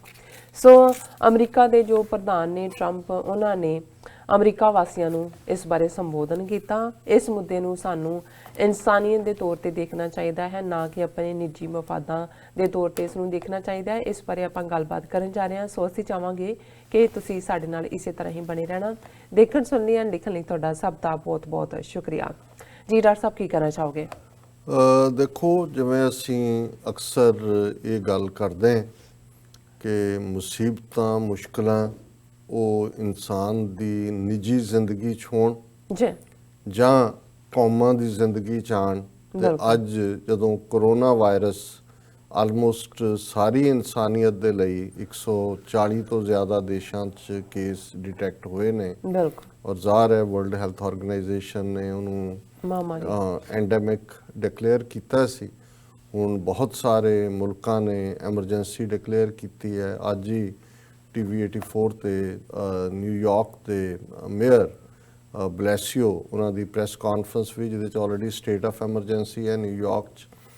ਵਾਸ਼ਿੰਗਟਨ ਸਟੇਟ ਉਹਨਾਂ ਨੇ ਸਟੇਟ ਆਫ ਐਮਰਜੈਂਸੀ ਹੈ, state of California, state of new jersey ਜੀ ਔਰ ਦੂਸਰਾ ਐਡਰੈਸ ਆਪਣੀ ਟਰਮ ਦਾ 4 ਸਾਲ ਪੀਰੀਅਡ ਜਿਹੜੇ ਮੁੱਕਣ ਜਾ ਰਹੇ ਨੇ ਨਵੰਬਰ 'ਚ ਪ੍ਰੈਜ਼ੀਡੈਂਟ ਟਰੰਪ ਦੇ ਜੀ ਸੈਕੰਡ ਟਾਈਮ ਉਹਨਾਂ ਨੇ ਓਵਲ ਆਫਿਸ ਚੋਂ ਡਾਇਰੈਕਟ 10:30 ਮਿੰਟ ਜਾਂ 11 ਮਿੰਟ ਦੇ ਕਰੀਬ ਜਿਹੜਾ ਨੇਸ਼ਨ ਨੂੰ ਐਡਰੈਸ ਕੀਤਾ, ਉਸ ਦਾ ਵੀ ਅਸੀਂ ਜ਼ਿਕਰ ਕਰਾਂਗੇ। ਪਰ ਪਹਿਲਾਂ ਇੱਕ ਗੱਲ ਦਾ ਧਿਆਨ ਰਹੇ ਕਿ ਜਿੱਥੇ ਮੁਸੀਬਤ ਦੇ ਵੇਲੇ ਇਨਸਾਨ ਪਰਖੇ ਜਾਂਦੇ ਨੇ, ਜੀ ਆਪਣੇ ਆਪ ਦੀ ਤੁਹਾਡੀ ਤਾਕਤ ਵੀ ਤੁਸੀਂ ਆਪਣੀਆਂ ਨਜ਼ਰਾਂ ਦੇ ਵਿੱਚ ਕਿੰਨੇ ਕੁ ਮਜ਼ਬੂਤ ਹੋ ਉਹ ਤੁਸੀਂ ਬਾਹਰ ਉਸ ਮਜ਼ਬੂਤੀ ਦਾ ਕੀ ਵਿਖਾਲਾ ਕਰਦੇ ਹੋ ਇਹ ਵੀ ਸਾਹਮਣੇ ਆਉਂਦਾ ਹੈ। ਉੱਥੇ ਜਦੋਂ ਮੁਲਕ ਜਾਂ ਇਨਸਾਨੀਅਤ ਜਾਂ ਕੌਮ ਜਾਂ ਓਵਰਆਲ ਅਸੀਂ ਗੱਲ ਕਰੀਏ ਤੇ ਫਿਰ ਸਾਡਾ ਜਿਹਨੂੰ ਅਸੀਂ ਪਰਉਪਕਾਰ ਦਾ ਜਜ਼ਬਾ ਕਹਿੰਦੇ ਹਾਂ, ਲੋਕਾਂ ਦੀ ਭਲਾਈ ਦਾ ਜਜ਼ਬਾ, ਇਹ ਵੀ ਉਦੋਂ ਹੀ ਪਰਖਿਆ ਜਾਂਦਾ ਹੈ ਕਿ ਜਦੋਂ ਆਮ ਤੌਰ ਤੇ ਮੁਸੀਬਤ ਵੇਲੇ ਸਾਡੀ ਪੰਜਾਬੀ ਜ਼ਬਾਨ ਦਾ ਹੀ ਅਖਾਣ ਹੈ ਕਿ ਮਾਵਾਂ ਪੁੱਤ ਨਹੀਂ ਪਛਾਣਦੀਆਂ। ਜੀ ਔਰ ਜ਼ਾਹਰ ਹੈ ਕਿ ਇਹ ਵੀ ਇੱਕ ਜਦੋਂ ਐਨੀਮਲ ਇਨਸਟਿੰਕਟ ਦੀ ਜਦੋਂ ਅਸੀਂ ਗੱਲ ਕਰਦੇ ਹਾਂ ਔਰ ਇਹ ਡਿਬੇਟ ਹੁੰਦੀ ਹੈ ਕਿ ਜਿਹੜਾ ਐਵੋਲੂਸ਼ਨ ਹੈ ਉਹਦੇ ਰਾਹੀਂ ਇਨਸਾਨ ਆਇਆ, ਤੇ ਇਹਦੇ 'ਚ ਕੋਈ ਸ਼ੱਕ ਨਹੀਂ ਹੈ ਕਿ ਹਰ ਐਨੀਮਲ ਦੇ ਅੰਦਰ ਵੀ ਜਿਹੜਾ ਕੁਦਰਤ ਨੇ ਇੱਕ ਇਨਸਟਿੰਕਟ ਦਿੱਤਾ ਹੋਇਆ ਹੈ ਜਿਹਨੂੰ ਸੈਲਫ ਪ੍ਰੀਜ਼ਰਵੇਸ਼ਨ ਇਨਸਟਿੰਕਟ ਕਹਿੰਦੇ ਨੇ ਕਿ ਸਭ ਤੋਂ ਪਹਿਲਾਂ ਉਹਨੇ ਆਪਣਾ ਬਚਾਅ ਕਰਨਾ। ਇਹ ਹਰ ਐਨੀਮਲ ਦੇ ਵਿੱਚ ਹੈ ਔਰ ਬਹੁਤ ਵਾਰ ਉਸ ਬਚਾਅ ਦੇ ਲਈ ਜੇ ਤੁਸੀਂ ਦੇਖੋਗੇ ਕਿ ਹਰ ਐਨੀਮਲ ਨੂੰ ਕੁਛ ਨਾ ਕੁਛ ਰੱਬ ਨੇ ਐਸਾ ਦਿੱਤਾ ਹੋਇਆ, ਪੰਛੀ ਹੋਏ, 4 ਲੱਤਾਂ ਵਾਲਾ ਹੋਇਆ ਐਨੀਮਲ, ਪਰਿੰਦਾ ਹੋਏ, ਚਰਿੰਦਾ ਹੋਏ, ਕਿ ਉਹਨੇ ਕਿਵੇਂ ਬਚਾਅ ਕਰਨਾ। ਕਈ ਵਾਰੀ ਨਿੱਕੇ ਨਿੱਕੇ ਜਿਹੇ ਜੀਵ ਜਿਹੜੇ ਨੇ ਉਹਨਾਂ ਦਾ ਹੀ ਬਾਹਰਲਾ ਸ਼ੈਲੀ ਇੰਨਾ ਹਾਰਡ ਹੋ ਜਾਂਦਾ ਹੈ, ਉਹ ਉਹਦੇ 'ਚ ਵੜ ਜਾਂਦੇ। ਟੋਰਟੋਇਜ਼ ਕੱਛੂ ਕੰਮਾ ਸਾਡੇ ਸਾਹਮਣੇ ਕਿ ਵੀ ਇੱਕ ਵੀਡੀਓ ਮੈਂ ਦੇਖ ਰਿਹਾ ਸੀ ਕਿ ਵੀ ਉਹ ਟੋਰਟੋਇਜ਼ ਜਿਹੜਾ ਉਹਨੇ ਧੌਣ ਬਾਹਰ ਕੱਢੀ ਹੋਈ ਹੈ ਉਹ ਕਰ ਰਿਹਾ, ਕੁੱਤੇ ਨੂੰ ਉਹਨੇ ਦੌੜਾਇਆ ਹੋਇਆ। ਸੋ ਇਸੇ ਤਰ੍ਹਾਂ ਹੋਰ ਵੀ ਜਿਹੜਾ ਉਹ ਉਹਨਾਂ ਦਾ ਆਪਣੇ ਬਚਾਅ ਦੇ ਲਈ ਹੈ। ਹੁਣ ਜੇ ਮਨੁੱਖ ਹੈ ਤੇ ਸਿਰਫ ਉਸ ਕੁਝ ਚੀਜ਼ਾਂ ਤਾਂ ਕੁਦਰਤੀ ਨੇ, ਉਹਨੂੰ ਰਿਫਲੈਕਸ ਐਕਸ਼ਨ ਕਹਿੰਦੇ ਨੇ। ਜੇ ਤੁਸੀਂ ਅੱਗ ਦੇ ਨੇੜੇ ਹੱਥ ਕਰਦੇ ਹੋ ਤੇ ਇੱਕਦਮ ਤੁਸੀਂ ਪਿੱਛੇ ਖਿੱਚਦੇ ਹੋ, ਜਾਂ ਤੁਹਾਨੂੰ ਪੀੜ ਹੁੰਦੀ ਹੈ ਕਿਤੇ ਤੇ ਉਹ ਤੁਹਾਡਾ ਜਿਹੜਾ ਹਿੱਸਾ ਆਪਣੇ ਆਪ ਪਿੱਛੇ ਨੂੰ ਆਉਂਦਾ ਹੈ, ਉਹਦੇ ਤੇ ਤੁਹਾਡਾ ਕੰਟਰੋਲ ਨਹੀਂ ਹੈ। ਉਹ ਤਾਂ ਬਹੁਤ ਜਿਹੜੇ ਰੂਹਾਨੀਅਤ ਦੇ ਸਿਖਰ ਤੇ ਪਹੁੰਚੇ ਲੋਕ ਨੇ ਉਹ ਬਾਡੀ ਮੂਵਮੈਂਟ ਨੂੰ ਵੀ ਕੰਟਰੋਲ ਕਰਦੇ ਨੇ, ਰੂਹ ਨੂੰ ਦੇ ਵਿੱਚ ਤਾਂ ਉਹ ਕਰਦੇ ਹੀ ਨੇ। ਉਹ ਇੱਕ ਬਹੁਤ ਛੋਟੀ ਕਲਾਸ ਹੈ। ਲੇਕਿਨ ਦੂਸਰਾ ਪੱਖ ਜਿਹੜਾ ਸਾਨੂੰ ਇਨਸਾਨ ਬਣਾਉਂਦਾ ਹੈ, ਐਨੀਮਲਸ ਦੇ ਸੈਲਫ ਪ੍ਰੀਜ਼ਰਵੇਸ਼ਨ ਇਨਸਟਿੰਕਟ ਨਾਲੋਂ ਵੱਖਰਾ ਕੁਛ ਤਾਂ ਸਾਡੇ 'ਚ ਹੈ ਕਿ ਅਸੀਂ ਆਪਣੇ ਬਚਾਅ ਲਈ ਕੀ ਕਰਨਾ, ਉਹ ਹੈ ਜਿਹੜਾ ਸੱਚਮੁੱਚ ਸਾਨੂੰ ਇਨਸਾਨ ਬਣਾਉਂਦਾ, ਐਨੀਮਲ ਨਾਲੋਂ ਵੱਖਰਾ ਕਰਦਾ ਹੈ। ਉਹ ਇਹ ਹੈ ਕਿ ਤੁਸੀਂ ਦੂਸਰੇ ਦਾ ਵੀ ਭਲਾ ਕਰਨਾ ਦਾ ਵੀ ਮੈਂ ਕਿਹਾ। ਫਿਰ ਇੱਕ ਇਨਸਟਿੰਕਟ ਉਹ ਹੈ ਕਿ ਤੁਸੀਂ ਦੂਸਰੇ ਦੇ ਭਲੇ ਦੇ ਵਿੱਚ ਜੇ ਆਪਣਾ ਵੀ ਨੁਕਸਾਨ ਹੁੰਦਾ ਫਿਰ ਉਹ ਚੰਦ ਲੋਕ ਰਹਿ ਜਾਂਦੇ ਨੇ ਜਿਹੜੇ ਕਿ ਆਪਣਾ ਨੁਕਸਾਨ ਕਰਕੇ ਵੀ ਆਪਣੀਆਂ ਜਾਨਾਂ ਨੂੰ ਖਤਰੇ 'ਚ ਪਾ ਕੇ ਵੀ ਦੂਸਰੇ ਨੂੰ ਮਹਿਫੂਜ਼ ਕਰਦੇ ਨੇ। ਔਰ ਉਹਨਾਂ ਦੀ ਵੀ ਇੱਕ ਵੱਖਰੀ ਸਟੋਰੀ ਹੈ। ਜਦੋਂ ਅਮਰੀਕਾ 'ਚ ਵੀ ਅਸੀਂ 9/11 ਦੇ ਹਵਾਲੇ ਨਾਲ ਗੱਲ ਕਰਦੇ ਫਾਇਰ ਫਾਈਟਰਸ ਦਾ ਰੋਲ, ਔਰ ਇਸ ਗੱਲ ਦਾ ਧਿਆਨ ਰਿਹਾ ਅਮਰੀਕਾ ਦੇ ਵਿੱਚ ਬਹੁਤ ਸਾਰੇ ਜਿਹੜੇ ਫਾਇਰ ਫਾਈਟਰ ਨੇ ਉਹਨਾਂ 'ਚ ਥੋੜੇ ਪ੍ਰੋਫੈਸ਼ਨਲ ਨੇ, ਪੇਡ ਨੇ, ਬਹੁਤਿਆਂ ਨੇ ਕੋਈ ਡਾਕਟਰ, ਕੋਈ ਇੰਜੀਨੀਅਰ, ਕੋਈ ਹੋਰ ਆਪਣੇ ਆਪ ਨੂੰ ਵਲੰਟੀਅਰ ਕੀਤਾ ਹੁੰਦਾ। ਔਰ ਉਹਦੀ ਤਨਖਾਹ ਨਹੀਂ ਲੈਂਦੇ, ਉਹਨਾਂ ਨੂੰ ਹੁੰਦਾ ਔਰ ਉਹਨਾਂ ਦੀ ਟ੍ਰੇਨਿੰਗ ਹੋਈ ਹੁੰਦੀ ਹੈ ਉਸ ਕਿਸਮ ਦੀ। ਸੋ ਉਹ ਲੋਕ ਵੀ ਦੂਸਰੇ ਦੇ ਭਲੇ ਦੇ ਲਈ ਕਿ ਇਸ ਤੋਂ ਪਹਿਲਾਂ ਕਿ ਕਿਸੇ ਦਾ ਨੁਕਸਾਨ ਹੋਏ ਉਹ ਆਪਣੇ ਆਪ ਨੂੰ ਨੁਕਸਾਨ 'ਚ ਪਾਉਂਦੇ ਨੇ। ਇਸੇ ਤਰ੍ਹਾਂ ਅਸੀਂ ਉਹਨਾਂ ਬਰੇਵ ਹਾਰਟਸ ਦੀਆਂ ਕਹਾਣੀਆਂ, ਕਿਸੇ ਨੇ ਕਿਸੇ ਨੂੰ ਡੁੱਬਦੇ ਨੂੰ ਬਚਾਇਆ, ਕਿਸੇ ਨੇ ਆਪਣੀ ਜ਼ਿੰਦਗੀ ਖਤਰੇ 'ਚ। ਔਰ ਜਿਹੜੇ ਲੋਕ ਈਵਨ ਜਦੋਂ ਕੁਦਰਤੀ ਕ੍ਰਾਈਸਿਸ ਹੁੰਦੇ ਨੇ, ਆਫਤਾਂ ਨੇ, ਸੁਨਾਮੀ ਹੈ, ਕੈਟਰੀਨ ਹੈ, ਅਰਥਕੁਏਕ ਹੈ, ਫਲੱਡਸ ਹੈ, ਜਿੱਥੇ ਕੱਲਾ ਨੁਕਸਾਨ ਨਹੀਂ ਹੁੰਦਾ, ਨਾਲ ਬਿਮਾਰੀ ਵੀ ਫੈਲਦੀ ਹੈ। ਜੀ। ਜਿਹੜੇ ਆਪਣੇ ਘਰਦਿਆਂ ਨੂੰ, ਆਪਣੇ ਬੱਚਿਆਂ ਨੂੰ ਛੱਡ ਕੇ ਜਿਹੜੀਆਂ ਹਿਊਮੈਨਿਟੇਰੀਅਨ ਆਰਗੇਨਾਈਜੇਸ਼ਨਸ ਨੇ ਜਾ ਕੇ ਉੱਥੇ ਲੰਗਰ ਲਾਉਂਦੀਆਂ Help ਨੇ, ਕਰਦੇ ਨੇ। ਦੂਜੇ ਕੰਮ ਕਰਦੇ ਨੇ, ਜਿਨ੍ਹਾਂ 'ਚ ਰੈੱਡ ਕਰਾਸ ਦਾ ਹੈ ਔਰ ਦੂਸਰਾ ਰੈੱਡ ਕਰਾਸ ਦਾ ਇੱਕ ਬਹੁਤ ਪੇਡ ਹੈ, 70-80% ਉਹਨਾਂ ਦੇ ਖਰਚੇ ਤਾਂ ਐਡਮਿਨਿਸਟ੍ਰੇਟਿਵ ਖਰਚੇ ਹੁੰਦੇ ਨੇ। ਪਰ ਮੈਂ ਉਹਨਾਂ ਦੀ ਵੀ ਜਿਹੜਾ ਰੈਕਗਨਾਈਜ਼ ਕਰਦਾ ਹੈ ਜਾਂ ਤਾਰੀਫ ਕਰਦਾ ਹੈ ਜਿਹੜੇ ਇਹੋ ਜਿਹਾ ਕਰਦੇ ਨੇ। ਹੁਣ ਕਰੋਨਾ ਵਾਇਰਸ, ਇਹ 'ਚ ਕੋਈ ਸ਼ੱਕ ਨਹੀਂ ਹੈ ਕਿ ਸਾਡੇ ਕੋਲ ਜੇ ਟੌਪਿਕ ਵੀ ਦੇਖਣੇ ਹੋਣ ਤਾਂ ਹੁਣ ਟੌਪਿਕਸ ਵੀ ਘਟ ਗਏ ਡਿਸਕਸ਼ਨ ਬਿਲਕੁਲ, ਲਈ, ਕਿਉਂਕਿ ਕਿਉਂਕਿ ਹਰ ਪਾਸੇ ਚੱਲ ਹੀ ਇਹ ਰਿਹਾ। ਰਿਹਾ ਬਿਲਕੁਲ। ਇੱਕ ਪਾਸੇ ਅਵੇਅਰਨੈਸ ਹੈ ਜਿਹੜੀ ਚੰਗੀ ਗੱਲ ਹੈ, ਔਰ ਇੱਕ ਪਾਸੇ ਖੌਫ ਹੈ। ਔਰ ਮੈਂ ਸਮਝਦਾ ਵੀ ਬਹੁਤ ਵਾਰ ਖੌਫ ਦੇ ਵਿੱਚ ਬੰਦਾ ਹੋਰ ਵੀ ਖੁਦਗਰਜ਼ ਹੁੰਦਾ ਹੈ, ਔਰ ਇੱਕ ਡਿਨਾਇਲ 'ਚ ਵੀ ਹੁੰਦੇ ਨੇ। ਔਰ ਡਿਨਾਇਲ ਜਿਹੜੇ ਆਪਣੇ ਆਪ ਨੂੰ ਅੰਨੇ ਵਿਸ਼ਵਾਸ ਵਾਲੇ ਲੋਕ ਮੰਨਦੇ ਨੇ, ਉਹ ਇਹ ਭੁੱਲ ਜਾਂਦੇ ਨੇ ਕਿ ਰੱਬ ਨੇ ਅਕਲ ਵੀ ਦਿੱਤੀ ਹੋਈ ਹੈ। ਕੱਲਾ ਫੇਥ, ਬਹੁਤ ਫੇਥ ਜ਼ਰੂਰੀ ਹੈ, ਈਮਾਨ ਰੱਬ ਦੇ ਉੱਤੇ ਤੁਹਾਡਾ ਜਿਹੜਾ ਅਨਸ਼ੇਕੇਬਲ ਫੇਥ ਹੋਣਾ ਚਾਹੀਦਾ। ਪਰ ਮੈਟਰਸ ਨੂੰ ਡਿਸਾਈਡ ਕਰਨ ਵੇਲੇ ਉਸ ਫੇਥ ਦੇ ਨਾਲ ਤੁਸੀਂ ਅਕਲ ਦਾ ਵੀ ਇਸਤੇਮਾਲ ਕਰਦੇ ਹੋ। ਔਰ ਉਹ ਅਸੀਂ ਦੇਖ ਰਹੇ ਹਾਂ ਵੀ ਕਿਵੇਂ ਕਿਸ ਕਿਸਮ ਦਾ ਝੂਠ, ਅਸੀਂ ਕੱਲ ਵੀ ਗੱਲ ਕੀਤੀ ਸੀ, ਸੋਸ਼ਲ ਮੀਡੀਆ ਤੇ ਕੋਈ ਲਸਣ ਨਾਲ ਇਲਾਜ ਕਰ ਰਿਹਾ, ਕੋਈ ਹੋਮਿਓਪੈਥੀ ਨਾਲ ਕਰ ਰਿਹਾ, ਕੋਈ ਖੂਹ ਦਾ ਕੁਝ ਹੋਰ ਕੱਢ ਕੇ ਦੇ ਰਿਹਾ, ਕੋਈ ਕਿਸੇ ਦਾ ਪਾਣੀ ਨੂੰ ਜਿਹੜਾ ਉਹ ਦੱਸ ਰਿਹਾ ਕਿ ਇਹ ਤਰਮਕ ਲੋ ਜਾਂ ਦੂਜਾ। ਇਹ ਸਾਰੇ ਫਰਾਡ ਡਿਸਸਰਵਿਸ ਕਰ ਰਹੇ ਨੇ ਇਨਸਾਨੀਅਤ ਦੀ ਵੀ ਔਰ ਆਪਣੇ ਫੈਲੋ ਹਿਊਮਨ ਬੀਇੰਗਸ ਦੀ ਵੀ, ਜਿਹਦੇ ਵਿੱਚ ਕੱਲ ਨੂੰ ਉਹਨਾਂ ਦੇ ਆਪਣੇ ਹੀ ਜਿਹੜੇ ਜਾਣੂ ਪਰਿਵਾਰਾਂ ਦੇ ਹਲਕੇ ਨੇ ਉਹ ਵੀ ਉਸ ਕਿਸਮ ਦਾ ਜਿਹੜਾ ਉਹ ਪਖੰਡ ਜਿਹਾ ਕਰਕੇ। ਔਰ ਇਸ ਵੇਲੇ ਲੋੜ ਇੱਕ ਪਾਸੇ ਇhtiyਾਤ ਦੀ ਹੈ, ਪ੍ਰੀਵੈਂਟਿਵ ਹੈ ਜੀ। ਔਰ ਇਹ 'ਚ ਕੋਈ ਸ਼ੱਕ ਨਹੀਂ ਹੈ ਕਿ ਸਾਨੂੰ ਹਰ ਕੁਝ ਉਹ ਕਰਨਾ ਚਾਹੀਦਾ ਹੈ ਜੋ ਪ੍ਰੀਵੈਂਟਿਵ ਦੇ ਲਈ ਜ਼ਰੂਰੀ ਹੈ। ਹੁਣ ਜੇ ਵਾਸ਼ਿੰਗਟਨ ਸਟੇਟ ਦੀ ਅਸੈਂਬਲੀ ਨੇ, ਉਹਨਾਂ ਦੇ ਗਵਰਨਰ ਨੇ ਇਸ ਨੂੰ ਸਟੇਟ ਆਫ ਐਮਰਜੈਂਸੀ ਐਲਾਨਿਆ, ਉਹਦੇ 'ਚ ਉਹਨਾਂ ਨੇ ਈਵਨ ਧਾਰਮਿਕ ਅਦਾਰਿਆਂ ਨੂੰ ਵੀ ਕਿਹਾ ਕਿ ਵੀ ਗੈਦਰਿੰਗਸ ਨਾ ਹੋਣ ਦਿਓ, ਬਿਲਕੁਲ 200 ਤੋਂ ਜ਼ਿਆਦਾ ਲੋਕ ਕਿਤੇ ਨਾ ਹੋਣ। ਔਰ ਦੂਸਰਾ, ਔਰ ਜਿਹੜਾ ਰੈਂਟਨ ਸਿਐਟਲ ਦੀ ਗੁਰਦੁਆਰਾ ਕਮੇਟੀ, ਬਹੁਤ ਵੱਡਾ ਗੁਰਦੁਆਰਾ ਹੈ ਉੱਥੇ, ਉਹਨਾਂ ਨੇ ਜਿੱਥੇ ਹਜ਼ਾਰਾਂ ਸਿੱਖ ਸੰਗਤਾਂ ਵੀਕਐਂਡ ਤੇ ਆਉਂਦੀਆਂ, ਉਹਨਾਂ ਦੀ ਕਮੇਟੀ ਨੇ ਔਰ ਸੰਗਤ ਨੇ ਕੱਲ ਫੈਸਲਾ ਕਰਕੇ ਉਹਨਾਂ ਨੇ ਕਿਹਾ ਵੀ ਸੈਚਰਡੇ ਔਰ ਸੰਡੇ ਦੇ ਦੀਵਾਨ ਸਾਡੇ ਨਹੀਂ ਹੋਣਗੇ, ਅੰਦਰ ਕੀਰਤਨ ਹੋਏਗਾ। ਉਹ ਘਰ ਬੈਠੀ ਸੰਗਤ ਜਿਹੜੀ ਆ ਉਹ YouTube ਰਾਹੀਂ ਦੇਖ ਸਕਦੀ ਹੈ। ਬਾਕੀ ਜਿਹੜੇ 5 ਦਿਨ ਨੇ ਇਕੱਲੇ ਕਰਕੇ ਕੋਈ ਦਰਸ਼ਨ ਨੂੰ ਆਉਂਦਾ ਹੈ ਤਾਂ ਮੈਂ ਸਮਝਦਾ ਵੀ ਇਹ ਇੱਕ ਚੰਗੀ ਗੱਲ ਹੈ। ਇਸੇ ਤਰ੍ਹਾਂ ਜਿਹੜੇ ਸਾਡੀਆਂ ਪੈਰੇਡਸ ਵਾਲੇ ਨੇ ਔਰ ਦੂਸਰੇ ਇਕੱਠ ਨੇ, ਉਹਨਾਂ ਦਾ ਵੀ ਅਸੀਂ ਇਹ ਦੇਖੀਏ ਕਿ ਇਸ ਤੋਂ ਪਹਿਲਾਂ ਕਿ ਕਾਉਂਟੀ ਜਾਂ ਸਟੇਟ ਫੋਰਸ ਕਰੇ ਕਿ ਨਾ ਕਰੋ, ਅਸੀਂ ਇਸ ਦੇ ਬਾਰੇ ਜਿਹੜਾ ਆਪ ਹੀ ਅਸੀਂ ਲਾਈਨ ਲਈਏ ਤਾਂ ਕਿ ਇੱਕ ਪ੍ਰੋਗਰੈਸਿਵ ਅਪਰੋਚ ਵੀ ਹੈ, ਬਜਾਏ ਕਿ ਅਸੀਂ ਇਸ ਬਾਰੇ ਕੋਈ ਸਟਬਰਨੈਸ ਰੱਖੀਏ ਜਿਹੜੀ ਇੱਥੇ ਰੱਖਣ ਵੀ ਨਹੀਂ ਦੇਣੀ ਹੈ ਸਿਸਟਮ ਨੇ। ਪਰ ਬਜਾਏ ਕਿ ਅਸੀਂ ਆਪ ਪਹਿਲਾਂ ਪਰਮਿਟ ਵੀ ਲੈ ਲਏ, ਪੈਸੇ ਵੀ ਤੁਸੀਂ ਜਮ੍ਹਾਂ ਕਰਾਤੇ, ਪੈਰੇਡ ਹੀ ਨਹੀਂ, ਬਾਅਦ ਤੁਹਾਨੂੰ ਉਹਨਾਂ ਨੇ ਕਰਨ ਵੀ ਨਹੀਂ ਦੇਣਾ ਹੈ। ਹਾਂ, ਤਾਂ ਸੋ ਇਹ ਵੀ ਇੱਕ ਪਾਰਟ। ਹੁਣ ਮੈਂ ਗੱਲ, ਔਰ ਮੈਨੂੰ ਇਹ ਜਿੱਥੇ ਮੈਂ ਸਮਝਦਾ ਵੀ ਅਮਰੀਕਾ ਦੇ ਵਿੱਚ ਐਜ਼ ਏ ਸੁਸਾਇਟੀ ਬਹੁਤ ਚੰਗੇ ਗੁਣ ਨੇ। ਦੁਨੀਆ ਦੇ ਵਿੱਚ ਜਿੰਨੇ ਵੀ ਹਿਊਮੈਨਿਟੇਰੀਅਨ ਕੰਮ ਹੁੰਦੇ ਨੇ ਉਹਦੇ 'ਚ ਵੱਡੀ ਡੋਨੇਸ਼ਨ ਹਮੇਸ਼ਾ ਅਮਰੀਕਨ ਲੋਕਾਂ ਦੀ ਹੁੰਦੀ ਹੈ, ਨੈਚੁਰਲ ਡਿਜ਼ਾਸਟਰਸ ਵੇਲੇ ਵੀ। ਪਰ ਪ੍ਰੈਜ਼ੀਡੈਂਟ ਟਰੰਪ ਦਾ ਜਿਹੜਾ ਖਾਸ ਤੌਰ ਤੇ ਐਡਰੈਸ ਸੀ ਉਹ ਮੈਨੂੰ ਚੰਗਾ ਨਹੀਂ ਲੱਗਾ, ਇਸ ਲਈ ਕਿ ਇੱਕ ਤਾਂ ਕੋਈ ਵੀ, ਔਰ ਇਹ ਨਹੀਂ ਕਿ ਮੈਂ ਹੀ ਇਹ ਗੱਲ ਕਹਿ ਰਿਹਾ, ਉਹਨਾਂ ਦੇ ਉਸ ਐਡਰੈਸ ਨੂੰ ਲੈ ਕੇ ਜਿਹੜਾ ਈਵਨ ਇਮੀਡੀਏਟ ਬਾਅਦ ਜਿਹੜੇ ਐਨਾਲਿਸਟ ਸੀ ਉਹ ਆਏ ਔਰ ਉਹਨਾਂ ਨੇ ਕਿਹਾ ਕਿ ਵੀ ਇਹ ਇੱਕ ਜਿਹੜਾ ਅਨ ਅਮਰੀਕਨ ਹੈ। ਅਨ ਅਮਰੀਕਨ ਇਸ ਲਈ ਤੁਸੀਂ ਕਹਿ ਰਹੇ ਹੋ ਕਿ ਗੋਡ ਬਲੈਸ ਅਮਰੀਕਾ, ਜ਼ਰੂਰ ਗੋਡ ਬਲੈਸ ਅਮਰੀਕਾ ਹੈ, ਲੇਕਿਨ ਤੁਹਾਨੂੰ ਇੱਕਦਮ ਤੁਸੀਂ ਇਹ ਕਹੋ ਜੀ ਸਾਡੇ ਬੈਂਕ ਵੀ ਬੜੇ ਪਾਵਰਫੁਲ ਨੇ, ਫਾਈਨੈਂਸ਼ੀਅਲ ਇੰਸਟੀਟਿਊਸ਼ਨਸ ਵੀ, ਇਕੋਨਮੀ ਵੀ ਸਾਡੀ ਬੜੀ ਪਾਵਰਫੁਲ ਹੈ, ਅਸੀਂ ਇੰਨੇ 7-8 ਬਿਲੀਅਨ ਰਿਸਰਚ ਲਈ ਕੱਢੇ ਨੇ, ਇੰਨੇ 40 ਬਿਲੀਅਨ 45 ਸਮਾਲ ਬਿਜ਼ਨਸਿਸ ਨੂੰ ਦੇਣ ਲਈ ਨੇ, ਉਹਨਾਂ ਨੂੰ ਲੋਨ ਦਿੱਤੇ ਜਾਣ ਜਾਂ ਦੂਜੇ।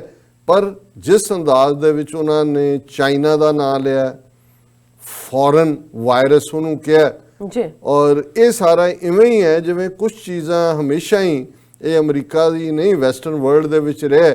ਜਦੋਂ HIV ਚੱਲੀ, ਪਹਿਲੇ ਉਹਦੇ ਕੇਸ ਡਿਟੈਕਟ ਹੋਏ ਤਾਂ ਉਹਨੂੰ ਅਫਰੀਕਾ ਦੇ ਗਲ 'ਚ ਮੜ ਦਿੱਤਾ ਗਿਆ ਕਿ ਜਿਵੇਂ, ਔਰ ਉਹ ਇੱਕ ਇਸ ਕਿਸਮ ਦਾ ਸਟੀਰੀਓਟਾਈਪ ਬਣਾ ਦਿੱਤਾ ਹੈ ਕਿ ਜਿਵੇਂ ਹਰ ਕਾਲਾ ਬੰਦਾ ਜਿਹੜਾ ਹੈ ਉਹ ਉਸ ਨੂੰ ਲੈ ਕੇ ਤੁਰਿਆ। ਫਿਰ ਕਾਲਿਆਂ ਦੀ ਜਾਨ ਛੁੱਟੀ ਤੇ ਫਿਰ ਉਹਨੂੰ ਹੋਮੋਸੈਕਸ਼ੂਅਲਸ ਦੇ ਨਾਲ ਜੋੜ ਦਿੱਤਾ ਗਿਆ ਕਿ ਜੀ ਇਹਨਾਂ 'ਚ ਹੁੰਦਾ ਇਹੀ ਉਹਨਾਂ ਦੇ ਖਿਲਾਫ ਜਿਹੜੀ ਹੈ ਫਿਰ ਇੱਕ ਲਿੰਚਿੰਗਸ ਵੀ ਔਰ ਵਾਇਲੈਂਸ ਵੀ ਕਿ ਐਜ਼ ਇਫ ਇਹੀ ਬਿਮਾਰੀ ਦਾ ਕਾਰਨ ਨੇ। ਔਰ ਉਸ ਤੋਂ ਬਿਨਾਂ ਵੀ ਅਸੀਂ ਦੇਖਦੇ ਹਾਂ ਇਹ ਇਵੇਂ ਹੀ ਹੈ, ਭਾਵੇਂ ਇਹ ਸਬਡਿਊਡ ਤਰੀਕਾ ਹੈ, ਜਿਵੇਂ ਨਾਜ਼ੀਆਂ ਨੇ ਹਰ ਗੱਲ ਦੇ ਲਈ ਯਹੂਦੀਆਂ ਨੂੰ ਜ਼ਿੰਮੇਵਾਰ ਠਹਿਰਾਇਆ ਸੀ ਆਪਣੇ ਹਰ ਪੁਆਇੰਟਰ ਦੇ ਵਿੱਚ। ਔਰ ਅਲਟੀਮੇਟਲੀ ਇਹ ਨਹੀਂ ਕਿ ਇਕੱਲੇ ਨਾਜ਼ੀਆਂ ਨੇ ਨਸਲਕੁਸ਼ੀ ਕੀਤੀ ਯਹੂਦੀਆਂ ਦੀ ਜਾਂ ਜਿਪਸੀਆਂ ਦੀ, ਕਿਉਂਕਿ ਜਿਪਸੀ ਵੀ ਉਹਨਾਂ ਨੂੰ ਲੁਟੇਰੇ, ਠੱਗ, ਚੋਰ, ਔਰ ਇਹੀ ਹੁੰਦਾ ਸੀ ਕਿ ਜਦੋਂ ਕਿਤੇ ਜਿਪਸੀਆਂ ਦੇ ਕੋਈ ਗਰੁੱਪ ਜਾ ਰਹੇ ਨੇ ਸ਼ਹਿਰਾਂ ਦੇ ਵਿੱਚ ਪਹਿਲਾਂ ਹੀ ਡੋਂਡੀ ਪਿਟਾ ਦਿੱਤੀ ਜਾਂਦੀ ਸੀ ਕਿ ਭਾਈ ਆਪਣਾ ਸੰਭਾਲ ਲਓ ਚੀਜ਼ਾਂ, ਚੋਰ ਲੁਟੇਰੇ ਆ ਗਏ ਨੇ। ਔਰ ਇਹੀ ਕਾਰਨ ਹੈ ਕਿ ਨਾਜ਼ੀਆਂ ਨੇ ਜਿੱਥੇ ਯਹੂਦੀਆਂ ਨੂੰ ਮਾਰਿਆ ਤੇ ਵੱਡੀ ਗਿਣਤੀ ਦੇ ਵਿੱਚ ਜਿਪਸੀਆਂ ਨੂੰ, ਜਿਨ੍ਹਾਂ ਦਾ ਮੂਲ ਸਾਊਥ ਏਸ਼ੀਆ 'ਚੋਂ ਆਏ ਹੋਏ ਉਹ ਲੋਕ ਨੇ, ਅੱਜ ਵੀ ਉਹਨਾਂ ਦੇ ਨਾਲ ਮਾੜਾ ਸਲੂਕ ਹੁੰਦਾ ਹੈ ਯੂਰਪ ਦੇ ਵਿੱਚ। ਸੋ ਇਹ ਪਹਿਲਾਂ ਤੁਸੀਂ ਇੱਕ ਸਟੀਰੀਓਟਾਈਪ ਬਣਾ ਦਿੰਦੇ ਹੋ ਕਿ ਇਹ ਨਸਲ ਦੇ ਲੋਕ। ਹੁਣ ਜਿਵੇਂ ਚਾਈਨਾ ਦੇ ਵਿੱਚ ਜ਼ਾਹਰ ਹੈ ਕਿ ਐਨੀਮਲ ਮਾਰਕੀਟ 'ਚੋਂ ਇਸ ਦੀ ਸ਼ੁਰੂਆਤ ਹੋਈ, ਕਿਸੇ ਨੇ ਉਹਨੂੰ ਚਮਗਿੱਦੜ ਦਾ ਸੂਪ ਦੇ ਨਾਲ ਜੋੜਿਆ, ਕਿਸੇ ਨੇ ਕਿਸੇ ਹੋਰ ਨਾਲ ਜੋੜਿਆ, ਔਰ ਹੌਲੀ ਹੌਲੀ ਇਹ ਨਫ਼ਰਤ ਇਵੇਂ ਹੋਈ ਜਿਵੇਂ ਹਰ ਚਾਈਨੀਜ਼ ਸ਼ਕਲ ਵਾਲਾ, ਉਹ ਭਾਵੇਂ ਵਿਤਨਾਮੀ ਹੈ, ਸਾਊਥ ਕੋਰੀਅਨ ਹੈ, ਦੂਜਾ ਉਹਦੇ ਵੱਲ ਦੇਖੋ ਤੁਰਿਆ ਵੀ ਆਏ ਤੇ ਉਹ ਲੱਗੇ ਕਿ ਵੀ ਇਹੀ ਕਰਨ ਵਾਲਾ ਹੈ। ਔਰ ਇਸੇ ਤਰ੍ਹਾਂ ਜਦੋਂ ਪ੍ਰੈਜ਼ੀਡੈਂਟ ਟਰੰਪ ਨੇ ਇਸ ਨੂੰ ਫੋਰਨ ਵਾਇਰਸ ਕਿਹਾ, ਔਰ ਜਿਸ ਅੰਦਾਜ਼ 'ਚ ਉਹਨਾਂ ਨੇ ਇੱਕ ਪਾਸੇ ਤਾਂ ਯੂਰਪੀਅਨ ਯੂਨੀਅਨ ਦੇ ਵਿੱਚ ਜਦੋਂ ਅਸੀਂ ਦੇਖਦੇ ਹਾਂ ਉਹਨਾਂ ਨੇ ਕਿਵੇਂ ਟੁਗੈਦਰਨੈਸ ਦਾ ਸਬੂਤ ਦਿੱਤਾ ਹੈ, ਅਜੇ ਤੱਕ ਵੀ ਈਵਨ ਫਰਾਂਸ ਔਰ ਜਰਮਨੀ, ਭਾਵੇਂ ਇਟਲੀ ਦੇ ਵਿੱਚ ਸਭ ਤੋਂ ਜ਼ਿਆਦਾ ਕੇਸ ਨੇ, ਪਰ ਟਰੰਪ ਨੇ ਇਹਦੇ ਲਈ ਬਜਾਏ ਕਿ ਤੁਸੀਂ ਮੁਸੀਬਤ ਦੀ ਘੜੀ ਦੇ ਵਿੱਚ ਹਰ ਕਿਸਮ ਦਾ ਸਾਥ ਦੇਣ ਲਈ ਖਲੋਵੋ, ਤੁਸੀਂ ਕਹੋ ਜੀ ਜੋ ਚੀਨ ਦੇ ਵਿੱਚ ਹੋਇਆ ਫੋਰਨ ਵਾਇਰਸ ਸੀ, ਇਹ ਯੂਰਪੀਅਨ ਯੂਨੀਅਨ ਨੇ ਬਿਲਕੁਲ ਪਰਵਾਹ ਨਹੀਂ ਕੀਤੀ, ਔਰ ਇਟਲੀ ਦੇ ਵਿੱਚ ਕੀ ਹੋ ਗਿਆ, ਦੂਜੇ 'ਚ ਕੀ ਹੋ ਗਿਆ। ਇਹਨਾਂ ਨੇ ਇਸ ਲਈ ਹਰ ਯੂਰਪੀਅਨ ਯੂਨੀਅਨ ਦੇ ਮੈਂਬਰ ਦੇਸ਼ ਦਾ ਸਿਵਾਏ ਇੰਗਲੈਂਡ ਔਰ ਆਇਰਲੈਂਡ ਦੇ, ਅਮਰੀਕਾ ਦੇ ਵਿੱਚ ਪਾਬੰਦੀ ਜਿਹੜੀ ਫਰਾਈਡੇ ਮਿਡਨਾਈਟ ਸ਼ੁਰੂ ਹੋਏਗੀ ਇਹ ਅਸੀਂ ਲਾ ਦਿੱਤੀ ਕੋਈ। ਔਰ ਉਹਨਾਂ ਨੇ ਕੰਡੈਮ ਕੀਤਾ ਹੈ ਕਿ ਵੀ ਕੋਈ ਵੀ ਯੂਰਪੀਅਨ ਯੂਨੀਅਨ ਨੇ ਕੰਡੈਮ ਕਰਦੇ ਆ ਕਿਹਾ ਕਿ ਯੂਨੀਲੈਟਰਲੀ ਐਂਡ ਵਿਦਾਊਟ ਕੰਸਲਟੇਸ਼ਨ ਕਿ ਵੀ ਇਹ ਫੈਸਲਾ ਇਹਨਾਂ ਨੇ ਲਿਆ ਹੈ। ਹੁਣ ਉਹੀ ਯੂਰਪੀਅਨ ਯੂਨੀਅਨ ਜਿਹੜੀ ਹੈ ਜਦੋਂ ਨੈਟੋ ਫੋਰਸਿਸ ਦੇ ਥੱਲੇ ਉਹਨਾਂ ਦੀ ਜਿਹੜੀ ਹੈ ਐਟਲਾਂਟਿਕ ਟ੍ਰੀਟੀ ਆਰਗੇਨਾਈਜੇਸ਼ਨ ਦੇ ਥੱਲੇ ਤੁਸੀਂ ਰਸ਼ੀਆ ਦੇ ਖਿਲਾਫ ਵਰਤੀ, ਅਫਗਾਨਿਸਤਾਨ 'ਚ ਨੈਟੋ ਲੈ ਕੇ ਗਏ, ਉਦੋਂ ਤਾਂ ਉਹਨਾਂ ਸਾਰਿਆਂ ਨੂੰ ਨਾਲ ਰੱਖਿਆ, ਉਹਨਾਂ ਨੇ ਵੀ ਨਾਲ ਕੁਰਬਾਨੀ ਦਿੱਤੀ। ਪਰ ਜੇ ਅੱਜ ਇੱਕ ਮੁਸੀਬਤ ਦਾ ਵੇੜਾ ਆਇਆ, ਸਮਾਂ ਆਇਆ, ਤੁਸੀਂ ਬਿਨਾਂ ਕਿਸੇ ਨਾਲ ਕੰਸਲਟ ਕੀਤੇ ਇਹ ਕਹੋ ਕਿ ਜੀ ਇਹ ਜਿਹੜੇ 27 ਦੇਸ਼ ਨੇ ਇਹਨਾਂ ਦਾ ਕੋਈ ਨਾਗਰਿਕ ਵੀ ਸਾਡੇ ਨਾਲ ਆਏਗਾ ਔਰ ਅਸੀਂ ਉਹਨਾਂ ਨੂੰ ਜਿਹੜਾ ਉਹ ਪਾਬੰਦੀ ਲਾ ਰਹੇ ਹਾਂ, ਇਹ ਇਨਸਲਟ ਹੈ। ਔਰ ਮੈਂ ਸਮਝਦਾ ਵੀ ਇਹ ਅਨ ਅਮਰੀਕਨ ਹੈ। ਇਸ ਤਰ੍ਹਾਂ ਇਹ ਸਾਡਾ ਪਾਰਟ ਨਹੀਂ। ਅਮਰੀਕਾ ਨੂੰ, ਅਮਰੀਕਨ ਸਿਟੀਜ਼ਨਸ ਨੂੰ ਡਿਫੈਂਡ ਕਰਨਾ, ਉਹਨਾਂ ਦੇ ਲਈ ਹੋਰ ਉਪਾਅ ਕਰਨਾ ਸਮਝ ਆ ਸਕਦਾ ਹੈ। ਤੁਸੀਂ ਇਸ ਕਿਸਮ ਦੇ ਕ੍ਰਾਈਸਿਸ 'ਚ ਕਿੰਨਾ ਸੀ ਕਿ ਜੇ ਇੱਕ ਵਾਈਟ ਹਾਊਸ ਦੀ ਜਿਹੜੀ ਉਹਨਾਂ ਦਾ ਕੰਸਰਨਡ ਮਹਿਕਮਾ ਹੈ, ਇਹਨਾਂ ਦੀ ਹੈਲਥ ਨਾਲ ਰਿਲੇਟਡ ਨੇ, ਉਹਨਾਂ ਦੇ ਨਾਲ ਕਮਿਊਨੀਕੇਟ ਕਰਕੇ ਕੋਈ ਨਾ ਕੋਈ ਜੁਆਇੰਟ, ਕਿਉਂਕਿ ਇਹ ਨਹੀਂ ਹੈ ਜੇ ਕੋਈ ਅਮਰੀਕਾ, ਕੱਲ ਤੱਕ ਤਾਂ ਟਰੰਪ ਸਾਹਿਬ ਇਹ ਕਹਿ ਰਹੇ ਸੀ ਵੀ ਕੁਝ ਵੀ ਨਹੀਂ ਹੈ, ਫਲੂ ਨਾਲ ਇੰਨੇ ਲੋਕ ਮਰ ਜਾਂਦੇ ਨੇ ਤੇ ਉਹ ਜ਼ਿਆਦਾ ਮਰਦੇ ਨੇ, ਇੰਨੇ ਹਜ਼ਾਰ, ਇਟਸ ਜਸਟ ਨਥਿੰਗ। ਹੁਣ ਅੱਜ ਤੁਸੀਂ ਜਿਹੜਾ ਔਰਫ ਸਡਨ ਉਹਨਾਂ ਸਾਰਿਆਂ ਦੇ ਉੱਤੇ ਪਾਬੰਦੀ ਲਾਉਂਦੇ ਹੋ, ਉਹਨੂੰ ਫੋਰਨ ਵਾਇਰਸ ਕਹਿੰਦੇ ਹੋ, ਉਹਨੂੰ ਇਹ ਕਹਿੰਦੇ ਹੋ ਕਿ ਉਹਨਾਂ ਨੇ ਕੋਈ ਜਿਹੜੇ ਇਹਦੇ ਇੰਤਜ਼ਾਮ ਨਹੀਂ ਕੀਤੇ। ਫਿਰ ਜਿਹੜਾ ਉਹਨਾਂ ਦੇ ਨਾਲ ਟਰੰਪ ਨੇ ਅੱਗੋਂ ਕਿਹਾ ਕਿ ਵੀ ਇਹ ਜਿਹੜਾ ਅਸੀਂ ਇਹ ਸਾਰੇ, ਹੁਣ ਇਹਦਾ ਨਤੀਜਾ ਕੀ ਹੋਇਆ, ਇਕੱਲਾ ਉਹਦੇ ਤੇ ਹੀ ਨਹੀਂ ਹੋਇਆ, ਕਿਵੇਂ ਧੜਮ ਕਰਕੇ ਅੱਜ ਫੇਰ ਵਾਲ ਸਟਰੀਟ ਡਿੱਗੀ। ਭਾਰਤ ਦੇ ਵਿੱਚ ਪਹਿਲਾਂ ਨਾਲੋਂ ਵੀ ਥੱਲੇ ਗਿਆ ਜਿਹੜਾ ਉਹਨਾਂ ਦਾ ਸਾਰਾ ਸੈਂਸੈਕਸ ਮਾਰਕ ਹੈ, ਦੁਨੀਆ ਜਿਹਨੂੰ ਕਹਿੰਦੇ ਨੇ ਕਿ ਵੀ ਜਿਹੜੀ ਫਾਈਨੈਂਸ਼ੀਅਲ ਮਾਰਕੀਟ ਸ਼ੈਲ ਸ਼ੌਕਡ ਹੋਈ। ਔਰ ਇਸ ਸਾਰੇ ਚੋਂ ਜਿਹੜਾ ਹੋਰ ਵੀ ਉਹਨਾਂ ਦੇ ਜਿਹੜੇ ਨੁਕਤੇ ਨੇ ਉਸ ਦੇ ਉੱਤੇ ਕਾਫੀ ਨੈਗੇਟਿਵਿਟੀ ਹੈਗੀ ਹੈ, ਪਰ ਮੈਂ ਘੜੀ ਵੱਲ ਵੀ ਦੇਖ ਰਿਹਾ, ਪਰ ਮੈਂ ਇਸ ਨੂੰ ਇਹੀ ਕਹਿਣਾ ਚਾਹੁੰਦਾ। ਔਰ ਇਹ ਈਵਨ ਜਿਹੜੇ ਸੀਨੀਅਰ ਡੈਮੋਕ੍ਰੈਟ ਨੇ ਉਹਨਾਂ ਨੇ ਕਿਹਾ ਕਿ ਵੀ ਉਹਨਾਂ ਨਾ ਅਮਰੀਕਾ ਦੇ ਵਿੱਚ ਤੁਸੀਂ ਕਹੀ ਜਾਓ ਤਿਆਰੀਆਂ ਨੇ, ਈਵਨ ਡੈਮੋਕ੍ਰੈਟਸ ਨੇ ਕਿਹਾ ਕਿ president Trump head not ਐਡਰੈਸਡ A shortage of corona virus testing kits in the US. The best way to help keep the American people safe and ensure their economic security is for the president to focus on fighting the spread of the coronavirus itself, House Speaker Nancy Pelosi and Senior Majority Leader Chuck Schumer said in a statement. ਔਰ ਨਾਲ ਦੀ ਨਾਲ ਉਹਨਾਂ ਨੇ travel ban ਦੇ ਉੱਤੇ Lawrence Gostin public health expert Georgetown University ਨੇ tweet ਕੀਤਾ, most of the Europe is as safe as US. This will have no impact on US. Germs don't respect borders. ਕਿਹਾ ਵੀ ਜਰਮ ਜਿਹੜੇ ਨੇ ਉਹ ਉਹਨਾਂ ਨੇ ਵੀਜ਼ਾ ਲੈਣਾ ਕੋਈ ਆਉਣ ਦੇ ਲਈ, ਔਰ ਤੁਸੀਂ ਇਸ ਕਿਸਮ ਦਾ ਜਿਹੜਾ ਸਾਰਾ ਕਰ ਰਹੇ ਹੋ। ਔਰ ਇਸ ਵੇਲੇ ਅਸੀਂ ਦੇਖ ਰਹੇ ਹਾਂ ਕਿ ਵੀ ਇਸ ਸਾਰੇ ਵਰਤਾਰੇ ਨੇ, ਮੈਂ ਸਮਝਦਾ ਹਾਂ ਵੀ ਜਿਹੜਾ ਅਮਰੀਕਾ ਨੂੰ ਇੱਕ ਓਨਲੀ ਸੁਪਰ ਪਾਵਰ ਦੇ ਤੌਰ ਤੇ ਜਦੋਂ ਸੋਵੀਅਤ ਯੂਨੀਅਨ ਦਾ ਕਲੈਪਸ ਹੋਇਆ 1999 ਦੇ ਵਿੱਚ ਇੱਕ ਰੋਲ ਮਿਲਿਆ ਸੀ, ਔਰ ਇਹ ਹੋਪ ਸੀ ਕਿ ਅਮਰੀਕਾ ਜਿਹੜਾ ਬੀਕਨ ਆਫ ਹੋਪ ਵੀ ਹੈ, ਵਰਲਡ ਡ੍ਰੀਮ ਵੀ ਆ ਹਰ ਇੱਕ ਦਾ, ਅਮਰੀਕਨ ਡ੍ਰੀਮ ਹੈ, ਹਿਊਮਨ ਰਾਈਟਸ ਦਾ ਇੱਕ ਬੈਸਟੀਅਨ ਕਰਕੇ ਜਾਣਿਆ ਜਾਂਦਾ ਹੈ, ਕਿ ਇਹ ਉਹਨਾਂ ਵੈਲਿਊਜ਼ ਨੂੰ ਦੁਨੀਆ ਦੇ ਸਾਹਮਣੇ ਇੱਕ ਆਈਡੀਅਲ ਪਾਵਰ ਦੇ ਤੌਰ ਤੇ ਜਮਹੂਰੀਅਤ ਦੇ ਕਨਸੈਪਟ ਨੂੰ ਅੱਗੇ ਤੋਰੇਗਾ। 9/11 ਤੋਂ ਬਾਅਦ ਜਿਵੇਂ ਹਿਊਮਨ ਰਾਈਟਸ ਦੀਆਂ ਧੱਜੀਆਂ ਉਡਾਈਆਂ ਗੁਆਟਾਨਾਮਾ ਬੇ ਔਰ ਦੂਸਰੇ ਦੇ ਵਿੱਚ ਜੋ ਜਾ ਕੇ ਕੀਤਾ, ਜੋ ਟਾਰਚਰ ਲਾਈਨ, ਹੁਣ ਇੰਟਰਨੈਸ਼ਨਲ ਕ੍ਰਿਮੀਨਲ ਕੋਰਟ ਨੇ ਕਿਹਾ ਵੀ ਇਹਨਾਂ ਨੂੰ ਟਰਾਈ ਕਰੋ ਇਸ ਸਾਰੇ ਦੇ ਲਈ। ਔਰ ਹੁਣ ਜਦੋਂ ਕਿ ਇਹ ਹਿਊਮੈਨਿਟੇਰੀਅਨ ਕ੍ਰਾਈਸਿਸ ਆਇਆ ਉਹਦੇ 'ਚ ਅਮਰੀਕਾ ਨੂੰ ਸੱਚਮੁੱਚ ਇੱਕ ਜ਼ਿੰਮੇਵਾਰ, ਔਰ ਇਹ ਸਾਰੇ ਈਸਾਈਅਤ ਨੂੰ ਮੰਨਣ ਵਾਲੇ ਨੇ, ਬਾਈਬਲ ਤੇ ਹੱਥ ਰੱਖ ਕੇ ਸਹੁੰ ਚੁੱਕੀ ਹੋਈ ਹੈ। ਤੇ ਜੇ ਜੀਸਸ ਵੱਲ ਧਿਆਨ ਕਰਕੇ ਦੇਖੋ ਤੇ ਜੀਸਸ ਦਾ ਹੀਲਰ, ਉਹਨਾਂ ਦੀ ਤਾਂ ਬਿਊਟੀ ਇਹ ਹੈ ਜੀਸਸ ਦੀ, ਜਿਹੜੀ ਉਹਨਾਂ ਦਾ ਸਾਰਾ ਨਿਕਲਦਾ ਕਿ ਉਹ ਬਿਮਾਰਾਂ ਦੇ ਵੀ ਕੋਲ ਜਾਂਦੇ ਸੀ, ਉਹਨਾਂ ਦੇ ਨਾਲ ਜਿਹੜਾ ਉਹਨਾਂ ਦਾ ਟੱਚ ਉਹਨਾਂ ਨੂੰ ਰਿਲੀਫ ਦਾ ਟੱਚ ਇਹੀ ਹੁੰਦਾ ਕਿ ਜਿੱਥੇ ਤੁਸੀਂ ਕਿਸੇ ਦੇ ਨਾਲ ਜਿਹੜਾ ਉਹ ਹਮਦਰਦੀ ਕਰਦੇ ਹੋ, ਕੋਈ ਚਾਰਾਜੋਈ ਕਰਦੇ ਹੋ, ਕੋਈ ਦੂਸਰਾ ਕਰਦੇ ਹੋ।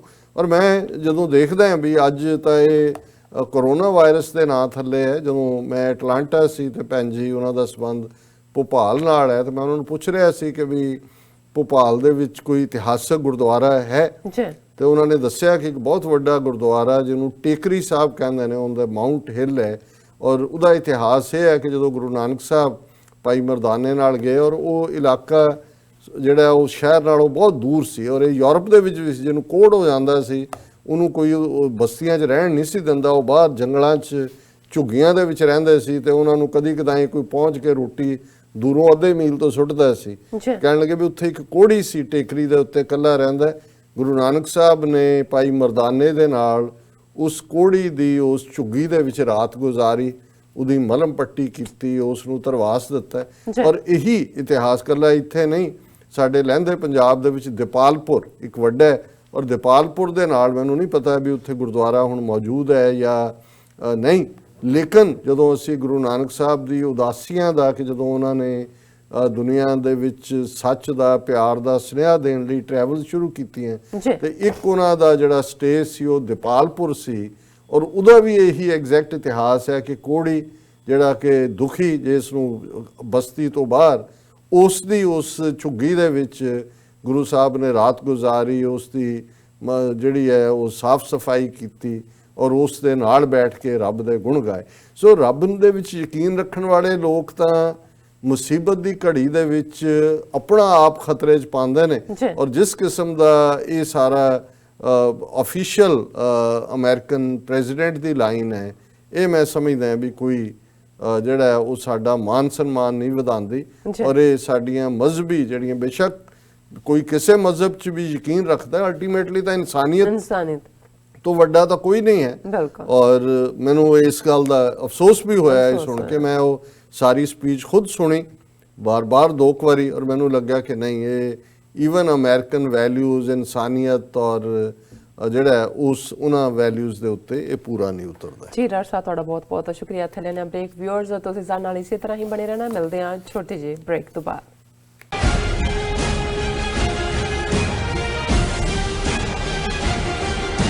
Are you tired of property violations, ECB court hearings wasting your time? AM Expediting Drafting and Design is the solution for your problems. AM Expediting Drafting and Design offers services that range from architectural drawings to expediting services to DOB, FDNY, and other agencies. or visit their location at 116-15 Myrtle Avenue in Richmond Hill. Call AM Expediting Drafting and Design now at 718-725-0059. ਕੀ ਤੁਹਾਨੂੰ 30, 40 ਜਾਂ 50 ਦਿਨ wait ਕਰਨੀ ਪੈ ਰਹੀ ਹੈ ਤੁਹਾਡੇ check ਲਈ? ਫਿਰ ਬ੍ਰੋਕਰਾਂ ਪਿੱਛੇ ਭੱਜਦੇ ਫਿਰਦੇ ਹੋ ਪੈਸੇ ਲਈ। ਬਹੁਤ ਜ਼ਿਆਦਾ ਟਾਈਮ ਵੇਸਟ ਹੋ ਜਾਂਦਾ ਇੱਦਾਂ ਤਾਂ। ਜੇ ਤੁਸੀਂ ਅੱਜ ਹੀ ਪੈਸੇ ਲੈਣੇ ਤਾਂ ਬੌਬਟੇਲ ਨੂੰ ਕਾਲ ਕਰੋ। ਬੌਬਟੇਲ ਤੁਹਾਡੀਆਂ ਇਨਵੋਇਸਿਸ ਸੇਮ ਡੇ ਫੰਡ ਕਰ ਸਕਦੇ ਹਾਂ for a small fee, no contract, no reserve and no hidden fees. ਅੱਜ ਹੀ ਕਾਲ ਕਰੋ ਬੌਬਟੇਲ ਨੂੰ ਤੇ ਤੁਹਾਡਾ ਪਹਿਲਾ ਮਹੀਨਾ ਫ੍ਰੀ। 410 204 2084 ਅਗੇਨ 410 204 2084। ਕਦੋਂ ਤੱਕ, ਹਾਂ ਕਦੋਂ ਤੱਕ ਅਸੀਂ ਭਾਰਤ ਅਤੇ ਦੁਨੀਆ ਭਰ ਦੇ ਵਿੱਚ ਵਸਦੇ ਸਿੱਖਾਂ ਦੇ ਮਸਲਿਆਂ ਤੇ ਭਾਰਤੀ ਚੈਨਲਾਂ ਦਾ ਝੂਠਾ ਪ੍ਰੋਪੇਗੈਂਡਾ ਬਰਦਾਸ਼ਤ ਕਰਦੇ ਰਹਾਂਗੇ? ਆਓ ਮੇਰੇ ਨਾਲ ਜੁੜੋ ਪ੍ਰੋਗਰਾਮ ਗੁਫ਼ਤਗੂ ਵਿੱਚ। ਸਿੱਖ ਨਜ਼ਰੀਏ ਤੋਂ ਰੋਜ਼ਾਨਾ ਵਾਪਰ ਰਹੀਆਂ ਘਟਨਾਵਾਂ ਦਾ ਵਿਸ਼ਲੇਸ਼ਣ ਕਰੀਏ। ਲਾਈਵ ਕਾਲਸ ਅਤੇ ਈਮੇਲਸ ਰਾਹੀਂ ਇਸ ਪ੍ਰੋਗਰਾਮ ਦਾ ਹਿੱਸਾ ਬਣੋ। ਮੰਡੇ ਟੂ ਫਰਾਈਡੇ ਰਾਤ 9:30 ਵਜੇ ਸਿਰਫ TV 84 ਤੇ। ਕਦੋਂ ਤੱਕ, ਹਾਂ ਕਦੋਂ ਤੱਕ ਅਸੀਂ ਭਾਰਤ ਅਤੇ ਦੁਨੀਆ ਭਰ ਦੇ ਵਿੱਚ ਵਸਦੇ ਸਿੱਖਾਂ ਦੇ ਮਸਲਿਆਂ ਤੇ ਭਾਰਤੀ ਚੈਨਲਾਂ ਦਾ ਝੂਠਾ ਪ੍ਰੋਪੇਗੈਂਡਾ ਬਰਦਾਸ਼ਤ ਕਰਦੇ ਰਹਾਂਗੇ? ਆਓ ਮੇਰੇ ਨਾਲ ਜੁੜੋ ਪ੍ਰੋਗਰਾਮ ਗੁਫ਼ਤਗੂ ਵਿੱਚ। ਸਿੱਖ ਨਜ਼ਰੀਏ ਤੋਂ ਰੋਜ਼ਾਨਾ ਵਾਪਰ ਰਹੀਆਂ ਘਟਨਾਵਾਂ ਦਾ ਵਿਸ਼ਲੇਸ਼ਣ ਕਰੀਏ। ਲਾਈਵ ਕਾਲਸ ਅਤੇ ਈਮੇਲਸ ਰਾਹੀਂ ਇਸ ਪ੍ਰੋਗਰਾਮ ਦਾ ਹਿੱਸਾ ਬਣੋ।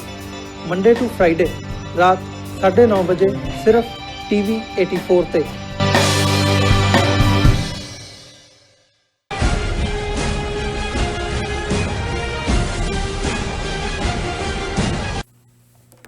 ਦਰਸ਼ਕੋ, ਬ੍ਰੇਕ ਤੋਂ ਬਾਅਦ ਤੁਹਾਡਾ ਸਭ ਦਾ ਬਹੁਤ-ਬਹੁਤ ਸਵਾਗਤ ਹੈ। ਹੁਣ ਆਪਾਂ ਗੱਲਬਾਤ ਕਰਾਂਗੇ ਜਿਸ ਤਰ੍ਹਾਂ ਕਿ ਆਪਾਂ ਹਮੇਸ਼ਾ ਹੀ ਗੱਲਬਾਤ ਕਰਦੇ ਹਾਂ ਔਰ ਕਸ਼ਮੀਰੀਆਂ ਦੀ ਜੋ ਪੀੜ ਹੈ ਉਹਨਾਂ ਨੂੰ ਆਪਾਂ ਆਪਣੀ ਪੀੜ ਨਾਲ ਮਿਲਾ ਕੇ ਦੇਖਦੇ ਹਾਂ। ਸੋ 219 ਦਿਨ ਹੋ ਚੁੱਕੇ ਨੇ ਕਸ਼ਮੀਰੀਆਂ ਨੂੰ ਖੁੱਲੀ ਜੇਲ੍ਹ ਵਿੱਚ ਬੰਦ ਹੋਇਆ। ਸੋ ਦੂਸਰੇ ਪਾਸੇ ਜੋ ਮੋਦੀ ਨੇ ਭਾਰਤ ਦਾ ਖਜ਼ਾਨਾ ਆਪਣੇ ਯਾਰਾਂ ਹੱਥ ਲੁਟਾਇਆ ਹੈ ਉਸ ਦਾ ਇਹ ਅਸਰ ਹੋਇਆ ਹੈ ਭਾਰਤ ਦੀ ਆਰਥਿਕ ਇਕਨੋਮੀ ਦੇ ਉੱਪਰ, ਆਰਥਿਕ ਅਵਸਥਾ ਦੇ ਉੱਪਰ ਕਿ ਉਹ ਸੰਕਟ ਵਿੱਚ ਡੁੱਬਦਾ ਜਾ ਰਿਹਾ ਹੈ। ਜੋ ਬੈਂਕ ਨੇ ਉਹ ਕ੍ਰਾਈਸਿਸ ਦੇ ਵਿੱਚ ਜਾ ਰਹੇ ਨੇ, ਲੋਕ ਚੀਕਾਂ ਮਾਰ ਰਹੇ ਨੇ। ਸੋ ਇਸ ਉੱਪਰ ਆਪਾਂ ਡਾਕਟਰ ਸਾਹਿਬ ਕੋਲ ਉਹਨਾਂ ਦੇ ਵਿਚਾਰ ਸੁਣਨ ਜਾ ਰਹੇ ਹਾਂ। ਸੋ ਅਸੀਂ ਚਾਹਾਂਗੇ ਕਿ ਤੁਸੀਂ ਸਾਡੇ ਨਾਲ ਇਸੇ ਤਰ੍ਹਾਂ ਹੀ ਬਣੇ ਰਹਿਣਾ। ਦੇਖਣ ਸੁਣਨੇ ਲਿਖਣ ਲਈ ਤੁਹਾਡਾ ਸਭ ਦਾ ਬਹੁਤ ਬਹੁਤ ਸ਼ੁਕਰੀਆ ਜੀ। ਡਾਕਟਰ ਸਾਹਿਬ ਕੀ ਕਹਿਣਾ ਚਾਹੋਗੇ? ਦੇਖੋ, ਕਸ਼ਮੀਰ ਉਹੀ ਦਰਦ, ਉਹੀ ਪੀੜ, ਔਰ ਹੁਣ ਤਾਂ ਉਸ ਨੂੰ ਫਰਦਰ ਪੋਲੀਟੀਕਲੀ ਐਕਸਪਲੋਇਟ ਕਰਨ ਦੇ ਲਈ ਹਾਰਸ ਟ੍ਰੇਡਿੰਗ ਕਰ ਰਹੇ ਨੇ। ਜ਼ਰ ਖਰੀਦ ਜਿਹੜੇ ਨੇ ਬੰਦੇ ਸਾਰੀਆਂ ਪਾਰਟੀਆਂ 'ਚੋਂ ਇਕੱਠੇ ਕਰ ਰਹੇ ਨੇ ਜੀ। ਔਰ ਮਿਲਟਰੀ ਆਪਰੇਸ਼ਨ 'ਚ ਵੀ ਉਹਨਾਂ ਨੇ ਪਹਿਲਾਂ ਇੱਕ ਦਾੜੀ ਕੱਟਾ ਢਿੱਲੋਂ ਨਾਂ ਦਾ ਇੱਕ ਟਰਬਨਡ ਰੈਂਟਾ ਸਿੱਖ ਜਿਸ ਨੂੰ ਇੰਚਾਰਜ ਬਣਾਇਆ ਹੋਇਆ ਸੀ, ਜਿਹੜਾ ਇਹ ਹੋਪ ਕਰਦਾ ਸੀ ਕਿ ਮੈਨੂੰ ਫੌਜ ਦਾ ਜਨਰਲ ਬਣਾ ਦਿੱਤਾ ਜਾਏਗਾ। ਉਹ ਤਾਂ ਉਹਨਾਂ ਨੇ ਉਹਦੀ ਥਾਂ ਪਹਿਲਾਂ ਹੀ ਨਰਵਾਣਿਆਂ ਨੂੰ ਬਣਾਇਆ। ਹੁਣ ਉਹਨੂੰ ਉੱਥੋਂ ਕੱਢ ਕੇ ਮਿਲਟਰੀ ਇੰਟੈਲੀਜੈਂਸ ਲੈ ਗਏ ਔਰ ਇੱਕ ਨਵਾਂ ਬੰਦਾ ਉੱਥੇ ਲੈ ਆਂਦਾ। ਸੋ ਜ਼ਾਹਰ ਹੈ ਕਿ ਵੀ ਉਹਨਾਂ ਨੇ ਹਰ ਇੱਕ ਨੂੰ ਆਪਣੇ ਜਿੰਨੇ ਕੁ ਵਰਤੋਂ ਕਰਨੀ ਹੈ ਉਹ ਕਰਕੇ ਉਹਨੂੰ ਫਿਰ ਉਹ ਡੰਪ ਕਰ ਦਿੱਤਾ ਜਾਂਦਾ।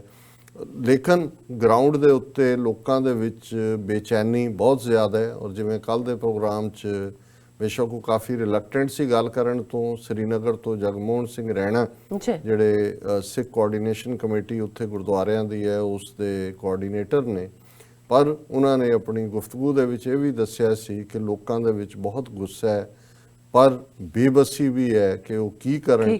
ਔਰ ਇਹ ਜਿਹੜਾ ਹੈ ਕੋਈ ਗੱਲ ਮੁੱਕਣ ਵਾਲੀ ਨਹੀਂ ਹੈ। ਇਹ ਲੰਮਾ ਸਮਾਂ ਜਿਹੜਾ ਹੈ ਇਹ ਰੈਜ਼ਿਸਟੈਂਸ ਚੱਲੇਗੀ। ਇਹ ਨਹੀਂ ਹੈ ਕਿ ਲੋਕ ਘਰੀਂ ਬਹਿ ਜਾਣਗੇ।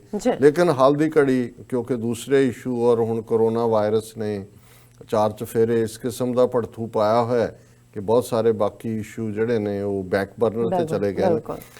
ਸਾਡੇ ਕਿਉਂਕਿ ਅਸੀਂ YouTube ਮੈਸੇजेस ਤਾਂ ਦੇਖ ਲੈਂਦੇ ਹਾਂ ਲਾਈਵ, ਹਾਲਾਂਕਿ ਸਾਰੇ ਉਹ ਵੀ ਨਹੀਂ ਪੜ੍ਹੇ ਜਾਂਦੇ।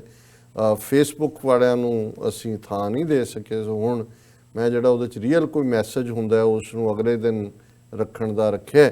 ਔਰ ਨੂਰ ਅੰਸਾਰੀ ਸਾਹਿਬ ਉਹਨਾਂ ਨੇ ਸਾਨੂੰ ਕੱਲ੍ਹ ਵਾਲੇ ਦੋ ਉਹਨਾਂ ਦੇ ਮੈਸੇਜ ਸੀ। ਇੱਕ ਉਹਨਾਂ ਦਾ ਬੜਾ ਦਿਲਚਸਪ, ਉਹਨਾਂ ਨੇ ਇੱਕ ਲਿਸਟ ਦਿੱਤੀ ਹੈ ਕਿ ਕਿਵੇਂ ਮੋਦੀ ਦੇ ਯਾਰਾਂ ਨੇ ਔਰ ਉਹ ਸਾਰੇ ਹੀ ਗੁਜਰਾਤ ਦੇ ਨੇ ਕਿਵੇਂ ਖਜ਼ਾਨੇ ਨੂੰ ਲੁੱਟਿਆ। ਉਸ ਦੀ ਗੱਲ ਕਰਨ ਤੋਂ ਪਹਿਲਾਂ ਉਹਨਾਂ ਦੀ ਇੱਕ ਲਿਖਤ ਜਿਹੜੀ ਕਿ ਕੱਲ ਜਦੋਂ ਅਸੀਂ ਅਮਿਤ ਸ਼ਾਹ ਨੇ ਪਾਰਲੀਮੈਂਟ 'ਚ ਕੀ ਕਿਹਾ ਜੀ ਕਿ ਜੀ ਇਹ ਸਾਜ਼ਿਸ਼ ਸੀ ਗਿਣੀ ਮਿੱਥੀ ਔਰ ਬਾਹਰ ਹਵਾਲਾ ਪੈ ਸੀ, ਔਰ ਉਹਦੇ ਤੇ ਉਹਨਾਂ ਨੇ ਜਿਹੜਾ ਕਮੈਂਟ ਕੀਤਾ ਨੂਰ ਅੰਸਾਰੀ ਜੀ ਨੇ, ਉਹਨਾਂ ਨੇ ਕਿਹਾ genocide against Muslims of 2002 was well planned. The right-wing Vishwa Hindu Parishad RSS organizations particularly came up with swords, acid bottles, guns to hack the Muslim community to death in Naroda, Patia, Gujarat. The main guilty found was Babu Bajrangi with the approximate killing of 96 including men, women and children. ਇਹ 2002 ਦੀ ਗੱਲ ਕਰ ਰਹੇ ਨੇ ਜੀ ਔਰ ਬਜਰੰਗੀ ਨੇ ਇਕੱਲੇ ਨਹੀਂ ਘੱਟੋ ਘੱਟ 96 ਬੰਦਿਆਂ ਦੀ ਮੌਤ ਦੇ ਲਈ ਉਹ ਜ਼ਿੰਮੇਵਾਰ ਹੈ। Telka sting operation in 2007 revealed actually what Babu Bajrangi did.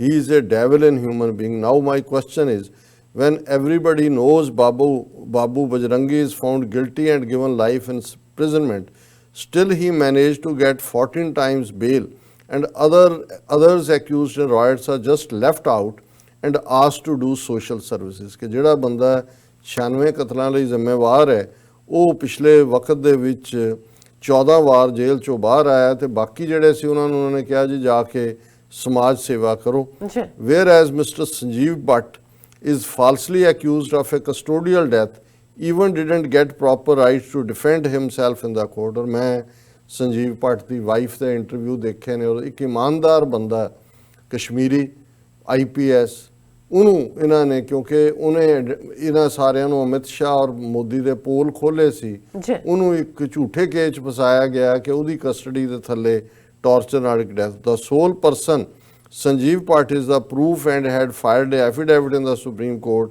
for the role of Narendra Modi in 2002 riots, which will cause Modi to even step down from Prime Minister and go to jail.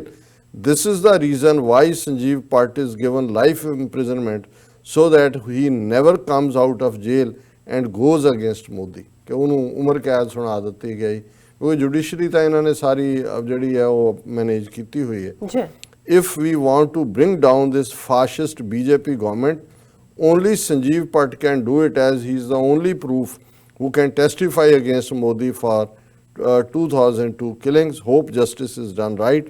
Much respect to IPS Sanjeev Bhatt. ਉਹਨਾਂ ਲਈ ਮੇਰਾ ਵੀ ਸਿਰ ਝੁਕਦਾ ਹੈ। ਪਰ ਨੂਰ ਅੰਸਾਰੀ ਜੀ, ਜੇ ਤੁਸੀਂ ਸੋਚਦੇ ਹੋ ਕਿ ਸੰਜੀਵ ਭੱਟ ਦੇ ਬਾਹਰ ਆਉਣ ਨਾਲ ਮੋਦੀ ਇੰਡਾਇਕਟ ਹੋ ਜਾਏਗਾ, ਉਹ ਤਾਂ ਜਿਹੜਾ ਜੱਜ ਸੁਪਰੀਮ ਕੋਰਟ ਦਾ ਜੱਜ ਜਸਟਿਸ ਲੋਇਆ ਜਿਹੜਾ ਅਮਿਤ ਸ਼ਾਹ ਨੂੰ ਪ੍ਰੋਬ ਕਰ ਰਿਹਾ ਸੀ, ਉਹਦਾ ਮਰਡਰ ਹੋ ਸਕਦਾ ਹੈ। ਤੇ ਸੰਜੀਵ ਭੱਟ ਤਾਂ ਪਹਿਲਾਂ ਹੀ ਉਹਨਾਂ ਨੇ ਲਾਈਫ ਇੰਪ੍ਰਿਜ਼ਨਮੈਂਟ ਦੇ ਥੱਲੇ ਉਸ ਨੂੰ ਜਿਹੜਾ ਹੈ ਉਹ ਤਾੜਿਆ ਹੋਇਆ ਅੰਦਰ। ਪਰ ਇਸ ਦੇ ਨਾਲ ਜਿਹੜੀ ਨੂਰ ਅੰਸਾਰੀ ਜੀ ਨੇ ਇੱਕ ਲਿਸਟ ਦੂਸਰੇ ਆਪਣੇ ਕਮੈਂਟ ਦੇ ਵਿੱਚ ਭੇਜੀ ਕਿ ਕਿਵੇਂ 28 ਬੰਦੇ ਜਿਨ੍ਹਾਂ ਦੇ ਨਾਂ ਹੁਣ ਅਸੀਂ ਵੀ, ਮੈਂ ਵੀ ਜਦੋਂ ਕਹਿੰਦਾ ਲਲਿਤ ਮੋਦੀ, ਨੀਰਵ ਮੋਦੀ, ਵਿਜੇ ਮਲਾਇਆ ਦੂਸਰਾ, ਉਹਨਾਂ ਨੇ ਉਹ 22 ਬੰਦੇ 28 ਬੰਦੇ ਜਿਹੜੇ ਪੈਸਾ ਲੈ ਕੇ ਦੌੜੇ ਨੇ, ਔਰ ਜਿਹੜੇ 28 ਦੇ 28 ਹੀ ਗੁਜਰਾਤੀ ਨੇ, ਸਾਰੇ ਮੋਦੀ ਦੇ ਯਾਰ। ਇਹਨਾਂ 'ਚੋਂ ਨਾ ਕੋਈ ਮੁਸਲਮਾਨ ਹੈ, ਨਾ ਕੋਈ ਸਿੱਖ ਹੈ, ਨਾ ਸ਼ਡਿਊਲ ਕਾਸਟ ਹੈ, ਨਾ ਸ਼ਡਿਊਲ ਟਰਾਈਬ ਹੈ, ਨਾ ਕੋਈ ਨਕਸਲਾਈਟ ਹੈ, ਨਾ ਕੋਈ ਅਰਬਨ ਨਕਸਲਾਈਟ ਹੈ ਜੋ ਜਿਸ ਸਭ ਲਈ ਇਹ ਦੋਸ਼ ਦਿੰਦੇ ਨੇ। ਔਰ ਉਹ ਮੈਂ ਨਾ ਕੁਇਕਲੀ ਪੜ੍ਹ ਦਿੰਦਾ ਤਾਂ ਕਿ ਜਿਹੜਾ, ਔਰ ਉਹਨਾਂ ਨੇ ਕਿਹਾ ਕਿ total looted amount only 10 lakh crore rupees, 10 lakh crore. ਹੁਣ ਤੁਸੀਂ ਅੰਦਾਜ਼ਾ, ਮੈਨੂੰ ਤਾਂ ਗਿਣਤੀ ਵੀ ਨਹੀਂ ਆਉਂਦੀ, ਹਿਸਾਬ ਮੇਰਾ ਵੈਸੇ ਵੀ ਕਮਜ਼ੋਰ ਰਿਹਾ ਤੇ ਰੁਪਈਆਂ ਦੇ ਮਾਮਲੇ 'ਚ ਤਾਂ ਬਿਲਕੁਲ ਹੀ ਕਮਜ਼ੋਰ ਹੁੰਦਾ ਕਿ 10 ਲੱਖ ਕਰੋੜ ਇਹ ਸਾਰਾ ਅਮਾਊਂਟ ਇਹਨਾਂ ਨੇ ਲੁੱਟਿਆ।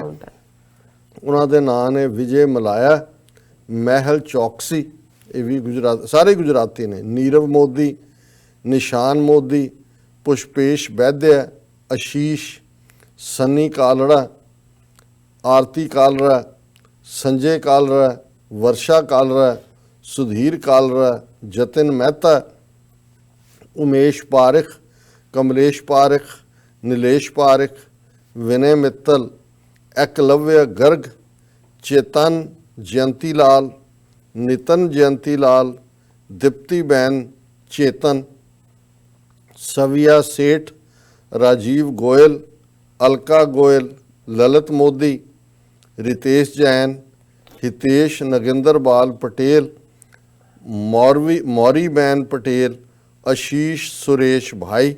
The total looted amount 10 lakh crore rupees. ਔਰ ਉਹਨਾਂ ਨੇ ਇਹ ਅਸੀਂ ਸ਼ੁਕਰੀਆ ਅਦਾ ਕਰਾਂਗੇ ਕਿ ਉਹਨਾਂ ਨੇ ਸਾਰੀ ਜਾਣਕਾਰੀ ਇੱਕ ਥਾਂ ਤੇ ਇਕੱਠੀ ਕਰ ਦਿੱਤੀ ਹੈ ਸਾਨੂੰ, ਤੇ ਹੁਣ ਤੁਸੀਂ ਜਿਹੜਾ ਸ਼ੁਕਰੀਆ ਇਹਨਾਂ ਦਾ। ਸੋ ਇਬਰਾਹਿਮ ਸੁਹੇਲ ਸਾਨ ਲਿਖਦੇ ਨੇ ਸੱਚੋ ਸੱਚ ਜਿੰਦਾਬਾਦ।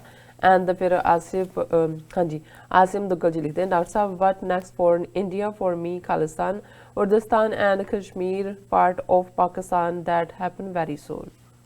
ਬਹੁਤ ਸ਼ੁਕਰੀਆ ਆਸਿਮ ਦੁੱਗਲ ਜੀ। ਬਲਵਿੰਦਰ ਸਿੰਘ ਜੀ ਕਹਿੰਦੇ ਨੇ ਸਿੰਘ ਸਾਹਿਬ ਲਾਈਨ ਤੇ ਗੱਲ ਜਾ ਰਹੀ ਹੈ ਜੀ। ਸਿੰਘ ਸਾਹਿਬ ਜੀ ਜਿੰਨਾ ਟਾਈਮ ਲਾਈਵ ਨਹੀਂ ਸੁਣਦੇ ਤਾਂ ਉਹਨਾਂ ਚਿਰ ਸਕੂਨ ਨਹੀਂ ਆਉਂਦਾ। ਉਹਨਾਂ ਲਿਖਿਆ ਕਿ ਵੀਕਐਂਡ ਵਾਲੇ ਦਿਨ ਅਸੀਂ ਪੁਰਾਣਾ ਲਾਈਵ ਵੇਖਦੇ ਹਾਂ। ਵੈਰੀ ਨਾਈਸ, ਬਹੁਤ ਸ਼ੁਕਰੀਆ ਵੀਰ ਬਲਵਿੰਦਰ ਸਿੰਘ ਜੀ। ਪਾਕ ਡਿਫੈਂਡਰ ਜੀ ਸਾਨੂੰ ਲਿਖਦੇ ਨੇ ਸਲਾਮ ਐਂਡ ਸਤਿ ਸ਼੍ਰੀ ਅਕਾਲ doctor Sahib and Neelam sister Khalistan ਜ਼ਿੰਦਾਬਾਦ। ਬਹੁਤ ਸ਼ੁਕਰੀਆ, ਸਤਿ ਸ਼੍ਰੀ ਅਕਾਲ। ਜੇਮਸ ਮਾਈਕਲ ਕਹਿੰਦੇ ਨੇ ਕਿ ਫ੍ਰੀ ਉਰਦਿਸਤਾਨ, ਫਿਰ ਉਹਨਾਂ ਲਿਖਿਆ free Kashmir free Khalistan.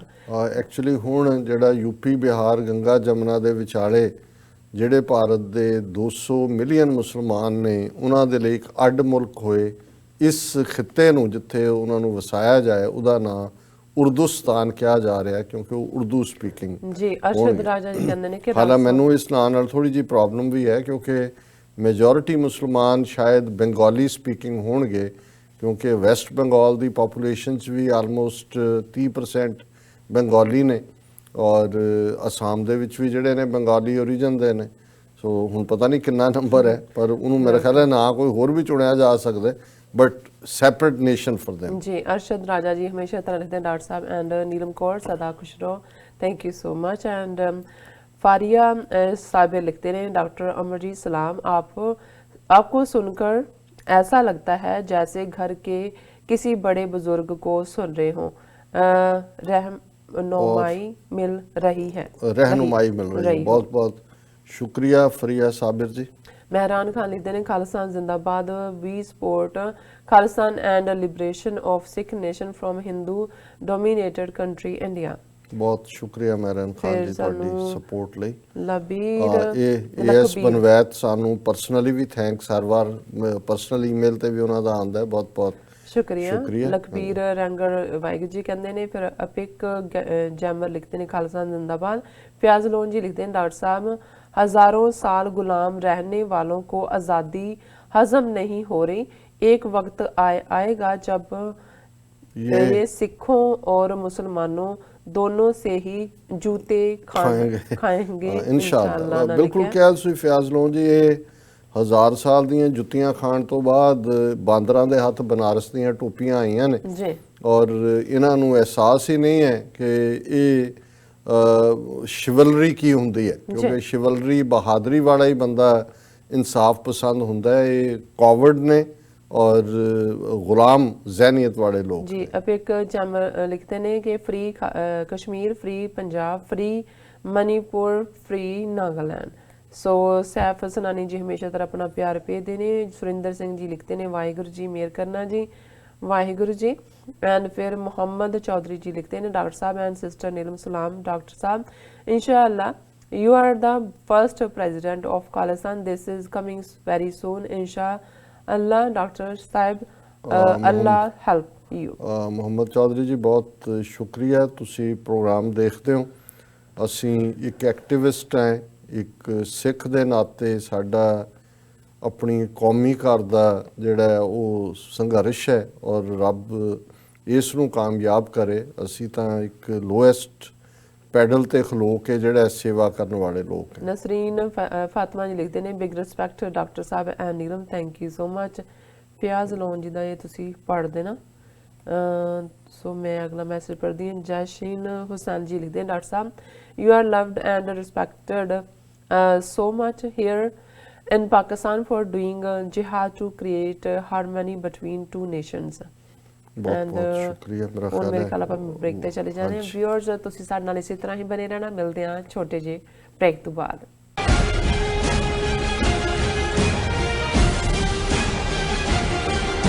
Are you tired of property violations, ECB court hearings wasting your time? AM Expediting Drafting and Design is the solution for your problems. AM Expediting Drafting and Design offers services that range from architectural drawings to expediting services to DOB, FDNY, and other agencies. Or visit their location at 116-15 Myrtle Avenue in Richmond Hill. Call AM Expediting Drafting and Design now at 718-725-0059. ਕੀ ਤੁਹਾਨੂੰ 30, 40 ਜਾਂ 50 ਦਿਨ wait ਕਰਨੀ ਪੈ ਰਹੀ ਹੈ ਤੁਹਾਡੇ check ਲਈ? ਫਿਰ ਬ੍ਰੋਕਰਾਂ ਪਿੱਛੇ ਭੱਜਦੇ ਫਿਰਦੇ ਹੋ ਪੈਸੇ ਲਈ। ਬਹੁਤ ਜ਼ਿਆਦਾ ਟਾਈਮ ਵੇਸਟ ਹੋ ਜਾਂਦਾ ਇਦਾਂ ਤਾਂ।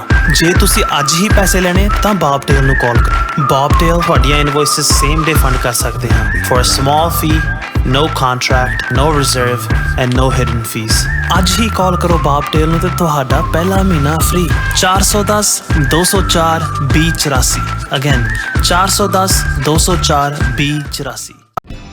ਕਦੋਂ ਤੱਕ ਹਾਂ ਕਦੋਂ ਤੱਕ ਅਸੀਂ ਭਾਰਤ ਅਤੇ ਦੁਨੀਆ ਭਰ ਦੇ ਵਿੱਚ ਵਸਦੇ ਸਿੱਖਾਂ ਦੇ ਮਸਲਿਆਂ ਤੇ ਭਾਰਤੀ ਚੈਨਲਾਂ ਦਾ ਝੂਠਾ ਪ੍ਰੋਪੇਗੈਂਡਾ ਬਰਦਾਸ਼ਤ ਕਰਦੇ ਰਹਾਂਗੇ? ਆਓ ਮੇਰੇ ਨਾਲ ਜੁੜੋ ਪ੍ਰੋਗਰਾਮ ਗੁਫ਼ਤਗੂ ਵਿੱਚ। ਸਿੱਖ ਨਜ਼ਰੀਏ ਤੋਂ ਰੋਜ਼ਾਨਾ ਵਾਪਰ ਰਹੀਆਂ ਘਟਨਾਵਾਂ ਦਾ ਵਿਸ਼ਲੇਸ਼ਣ ਕਰੀਏ। ਲਾਈਵ ਕਾਲਸ ਅਤੇ ਈਮੇਲਸ ਰਾਹੀਂ ਇਸ ਪ੍ਰੋਗਰਾਮ ਦਾ ਹਿੱਸਾ ਬਣੋ।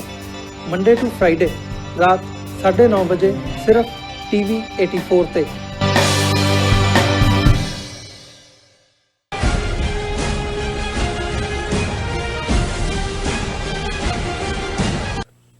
ਦਰਸ਼ਕੋ, ਬ੍ਰੇਕ ਤੋਂ ਬਾਅਦ ਤੁਹਾਡਾ ਸਭ ਦਾ ਭਰਪੂਰ ਸਵਾਗਤ ਹੈ। ਹੁਣ ਆਪਾਂ ਗੱਲਬਾਤ ਕਰਨ ਜਾ ਰਹੇ ਹਾਂ ਰੂਪ ਦੀ ਖੁਰਾਕ ਗੁਰਬਾਣੀ ਵਿਚਾਰਾਂ ਦੀਆਂ। ਸੋ ਅਸੀਂ ਚਾਹਾਂਗੇ ਕਿ ਤੁਸੀਂ ਸਾਡੇ ਨਾਲ ਇਸੇ ਤਰ੍ਹਾਂ ਹੀ ਬਣੇ ਰਹਿਣਾ। ਦੇਖਣ ਸੁਣ ਲਈ ਤੁਹਾਡਾ ਸਭ ਦਾ ਬਹੁਤ ਬਹੁਤ ਸ਼ੁਕਰੀਆ ਜੀ। ਡਾਕਟਰ ਸਾਹਿਬ, ਕੀ ਕਹਿਣਾ ਚਾਹੋਗੇ?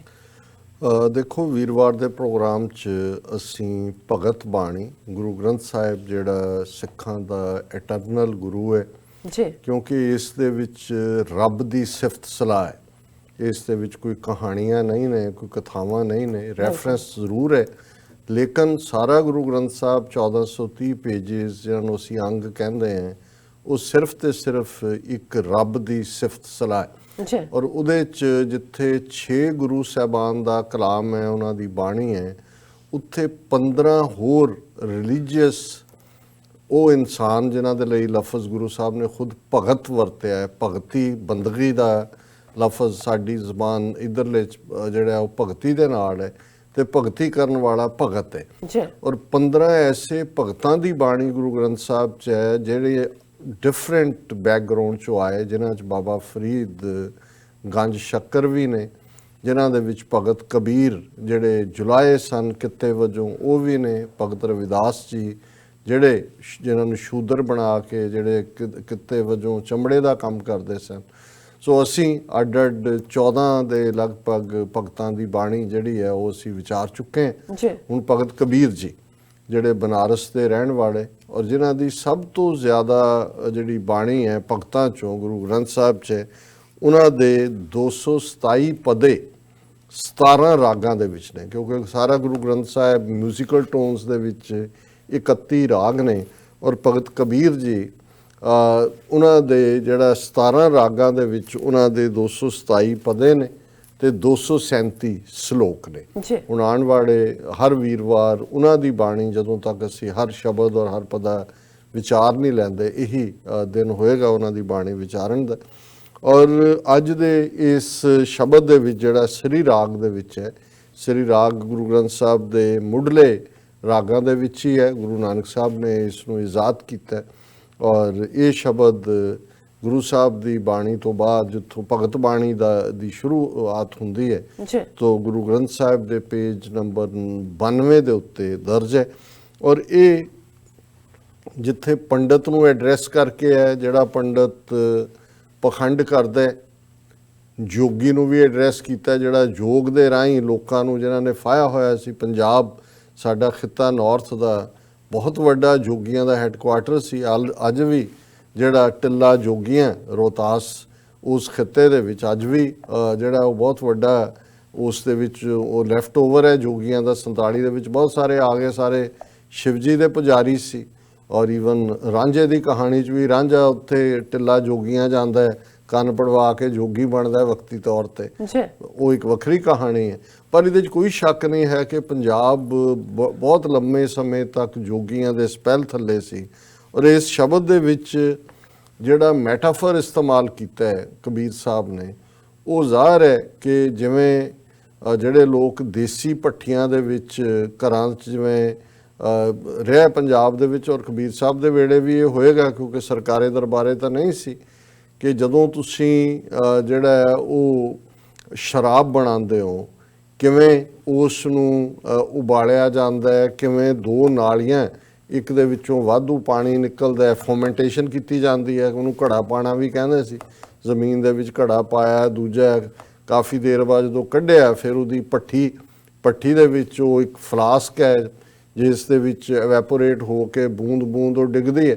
ਇਸੇ ਤਰ੍ਹਾਂ ਜਦੋਂ ਕਿਸੇ ਚੀਜ਼ ਦਾ ਅਰਕ ਕੱਢਿਆ ਜਾਂਦਾ, ਪ੍ਰੋਸੈਸ ਉਹੀ ਹੈ ਜਿਹੜੀ ਸ਼ਰਾਬ ਕੱਢਣ ਦੇ ਲਈ ਹੈ, ਔਰ ਉਹ ਵੀ ਅਰਕ ਜਿਵੇਂ ਗੁਲਾਬ ਦਾ ਅਰਕ ਜਾਂ ਹੋਰ ਚੀਜ਼ਾਂ ਦਾ, ਸੋ ਉਹਦੇ 'ਚ ਵੀ ਉਸ ਸਾਰੇ ਨੂੰ ਜਿਹੜਾ ਹੈ ਜਿਹੜੀ ਪ੍ਰੋਸੈਸ ਹੈ ਉਹਨੂੰ ਕਬੀਰ ਸਾਹਿਬ ਨੇ ਇਸਤੇਮਾਲ ਕੀਤਾ ਹੈ ਦੱਸਣ ਦੇ ਲਈ ਕਿ ਕਿਵੇਂ ਰੱਬ ਦੇ ਨਾਂ ਦਾ ਅਰਕ ਵਾਂਗ ਕਿਵੇਂ ਉਹ ਤੁਹਾਡੇ ਦਿਲ ਦੇ ਅੰਦਰ ਵਸਦਾ ਹੈ, ਕਿਵੇਂ ਇਸ ਰੱਬ ਨੇ ਸਾਰੀ ਜਿਸ ਨੇ ਕਾਇਨਾਤ ਬਣਾਈ ਹੈ, ਇਹ ਦੁਨੀਆ ਬਣਾਈ ਹੈ, ਉਸ ਰੱਬ ਦੀ ਯਾਦ ਅਲਟੀਮੇਟਲੀ ਜੇ ਤੁਹਾਡੇ ਅੰਦਰ ਆ ਕੇ ਵਸ ਜਾਏ ਤੇ ਫਿਰ ਕਿਵੇਂ ਤੁਹਾਡੇ ਅੰਦਰ ਇੱਕ ਅੰਮ੍ਰਿਤ ਦੀ ਧਾਰਾ, ਇੱਕ ਫਲੋ ਆਫ ਨੈਕਟਰ ਹੁੰਦਾ ਜਿਹੜਾ ਤੁਹਾਨੂੰ ਆਨੰਦ ਦੇ ਵਿੱਚ ਰੱਖਦਾ ਹੈ, ਤੁਹਾਡੇ ਅੰਦਰ ਕੋਈ ਉਦਾਸੀ ਦੀ ਥਾਂ ਨਹੀਂ ਹੁੰਦੀ। ਔਰ ਇਹ ਸ਼ਬਦ ਹੈ ਸ਼੍ਰੀ ਰਾਗ ਭਗਤ ਕਬੀਰ ਜੀਓ ਕਾ, ਅਚਰਜ ਏਕ ਸੁਨੋਰੇ ਪੰਡਿਆ ਅਬ ਕਿਛ ਕਹਿਨ ਨਾ ਜਾਈ, ਸੁਰ ਨਰ ਗਣ ਗੰਧਰਬ ਜਿਨ ਮੋਹੇ, ਤ੍ਰਿਭਵਨ ਮੇਖੁਲੀ ਲਾਈ, ਰਾਜਾ ਰਾਮ ਅਨਹਦ ਕਿੰਗਰੀ ਬਾਜੈ, ਜਾਂ ਕੀ ਦ੍ਰਿਸ਼ਟ ਨਾਦ ਲਿਵ ਲਾਗੈ ਰਹਾਓ, ਪਾਠੀ ਗਗਨ ਸਿੰਘਿਆਂ ਔਰ ਚੁੰਗਿਆਂ, ਕਨਕ ਕਲਸ ਇੱਕ ਪਾਇਆ, ਤਿਸ ਮੈਂ ਧਾਰ ਚੁਐ ਅਤ ਨਿਰਮਲ, रस में रसन चुआया, एक जो बात अनूप बनी है, पवन प्याला साजे, तीन पवन में एको जोगी, कहो कवन है राजा, ऐसे ज्ञान प्रगट्या परखोतम, कहो कबीर रंग राता, और दुनी सब परम भुलानी, मन राम रसायन माता। हुण रहाओ दी ਤੁਕ ਸੈਂਟਰਲ ਆਈਡੀਆ ਹੁੰਦਾ ਹੈ ਸ਼ਬਦ ਦਾ, ਰਾਜਾ ਰਾਮ ਅਨਹਦ ਕਿੰਗਰੀ ਬਾਜੇ। ਹੁਣ ਜਿਹੜੇ ਜੋਗੀ ਨੇ ਉਹ ਹੱਥ ਦੇ ਵਿੱਚ ਤੂੰਬੀ ਅਸੀਂ ਉਹਨੂੰ ਕਹਿ ਸਕਦੇ ਹਾਂ, ਇੱਕ ਤਾਰਾ ਵੀ ਕਹਿੰਦੇ ਨੇ, ਉਹ ਸਾਜ਼ ਰੱਖਦੇ ਨੇ ਜਿਹਦੇ ਨਾਲ ਉਹ ਸ਼ਿਵ ਜੀ ਜਿਹੜਾ ਉਹਨਾਂ ਦਾ ਗੁਰੂ ਹੈ ਜੋਗੀਆਂ ਦਾ, ਉਸ ਦੇ ਗੁਣ ਗਾਉਂਦੇ ਨੇ, ਉਹਨੂੰ ਸਿੰਘੀ ਕਹਿੰਦੇ ਨੇ, ਸਿੰਘੀ ਤੂੰਬੀ ਹੈ, ਇੱਕ ਤਾਰ ਹੈ। ਹੁਣ ਔਰ ਰਾਮਚੰਦਰ ਨੂੰ ਵੀ ਅਵਤਾਰ ਦੇ ਤੌਰ ਤੇ ਮੰਨਿਆ ਜਾਂਦਾ ਹੈ, ਪਰ ਇੱਥੇ ਕਬੀਰ ਸਾਹਿਬ ਕਹਿੰਦੇ ਨੇ ਕਿ ਮੇਰਾ ਇਸ਼ਟ ਰਾਜਾ ਰਾਮ ਹੈ, ਰਾਮ ਹੈ ਰਮਿਆ ਹੋਇਆ, ਜਿਹੜਾ ਰਾਮ ਦਾ ਵੀ ਰਾਜਾ ਹੈ। ਰਾਮ ਤਾਂ ਅਯੁੱਧਿਆ ਦਾ ਰਾਜਾ ਹੋਏਗਾ ਇੱਕ ਛੋਟੇ ਜਿਹੇ ਕਸਬੇ ਦਾ, ਲੇਕਿਨ ਇੱਥੇ ਕਬੀਰ ਸਾਹਿਬ ਫਰਮਾਉਂਦੇ ਨੇ ਰਾਜਾ ਰਾਮ ਅਨਹਦ ਕਿੰਗਰੀ ਬਾਜੇ, ਕਿ ਜੋਗੀ ਤਾਂ ਉਸ ਰਾਮ ਜਾਂ ਸ਼ਿਵ ਦੀ ਕਿੰਗਰੀ ਵਜਾਉਂਦਾ ਹੈ, ਉਹਨੂੰ ਗਾਉਂਦਾ ਹੈ, ਪਰ ਮੇਰੇ ਅੰਦਰ ਉਸ ਵਾਹਿਗੁਰੂ ਦਾ, ਉਸ ਕਾਇਨਾਤ ਨੂੰ ਬਣਾਉਣ ਵਾਲੇ ਰਾਮ ਦਾ ਨਾਂ ਰਮਿਆ ਹੋਇਆ ਹੈ, ਔਰ ਮੇਰੇ ਅੰਦਰ ਅੱਠੇ ਪੈਰ ਉਹ ਕਿੰਗਰੀ ਵੱਜ ਰਹੀ ਹੈ, ਉਹ ਸਾਜ਼ ਵੱਜ ਰਿਹਾ ਹੈ, ਉਹ ਤੂੰਬੀ ਵੱਜ ਰਹੀ ਹੈ, ਜਾਂ ਕੀ ਦ੍ਰਿਸ਼ਟ ਨਾਦ ਲਿਵ ਲਾਗੇ, ਕਿ ਉਸ ਨਾਦ ਦੇ ਨਾਲ, ਉਸ ਸ਼ਬਦ ਦੇ ਨਾਲ ਮੈਂ ਜੁੜਿਆ ਹੋਇਆ, ਮੇਰੀ ਲਿਵ ਉਹਦੇ ਨਾਲ ਲੱਗੀ ਹੋਈ ਹੈ, ਔਰ ਉਹ ਹੀ ਅਸਲੀ ਰਾਮ ਹੈ ਜਿਹੜਾ ਸਾਰੀ ਕਾਇਨਾਤ ਨੂੰ ਬਣਾਉਣ ਵਾਲਾ, ਚਲਾਉਣ ਵਾਲਾ ਹੈ। ਔਰ ਇਹ ਕਿਉਂਕਿ ਪੰਡਤ ਨੂੰ ਐਡਰੈਸ ਕਰਕੇ, ਅਚਰਜ ਏਕ ਸੁਨੋਰੇ ਪੰਡਿਆ ਅਬ ਕਿਛ ਕਹਿਣ ਨਾ ਜਾਈ, ਕਿ ਹੇ ਪੰਡਤ ਇੱਕ ਅਚਰਜ ਗੱਲ ਸੁਣ, ਇੱਕ ਸਰਪ੍ਰਾਈਜ਼ਿੰਗ ਗੱਲ ਸੁਣ, ਕਿ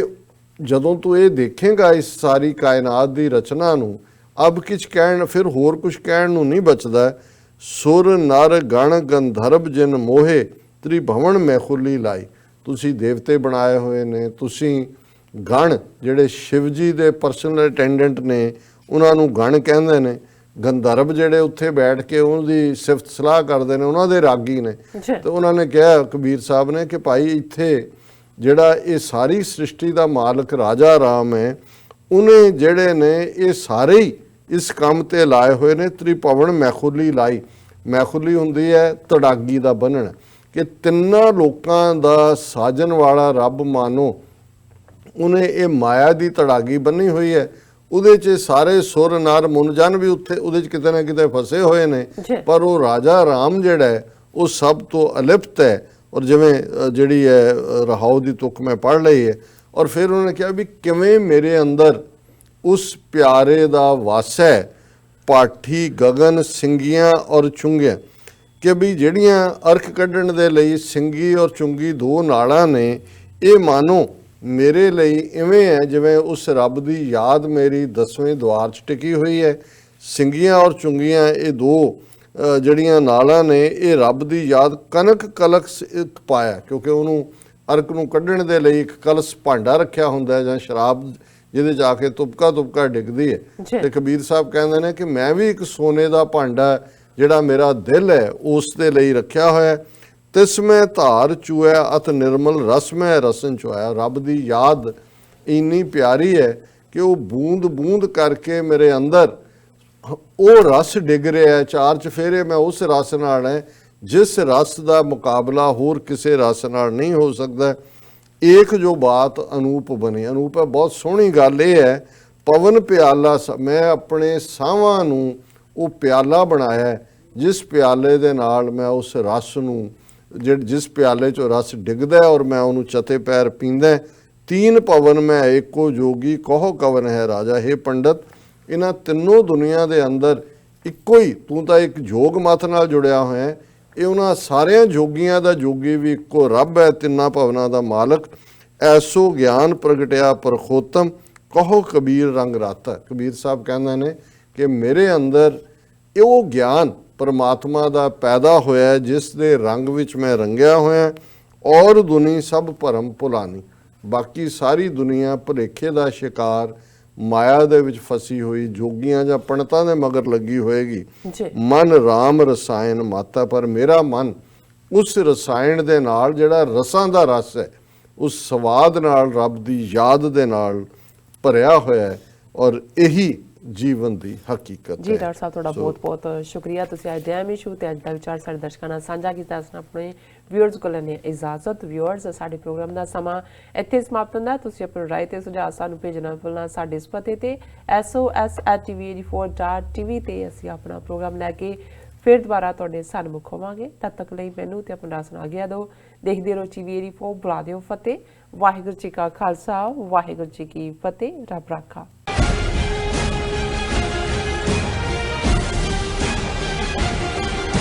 Are you tired?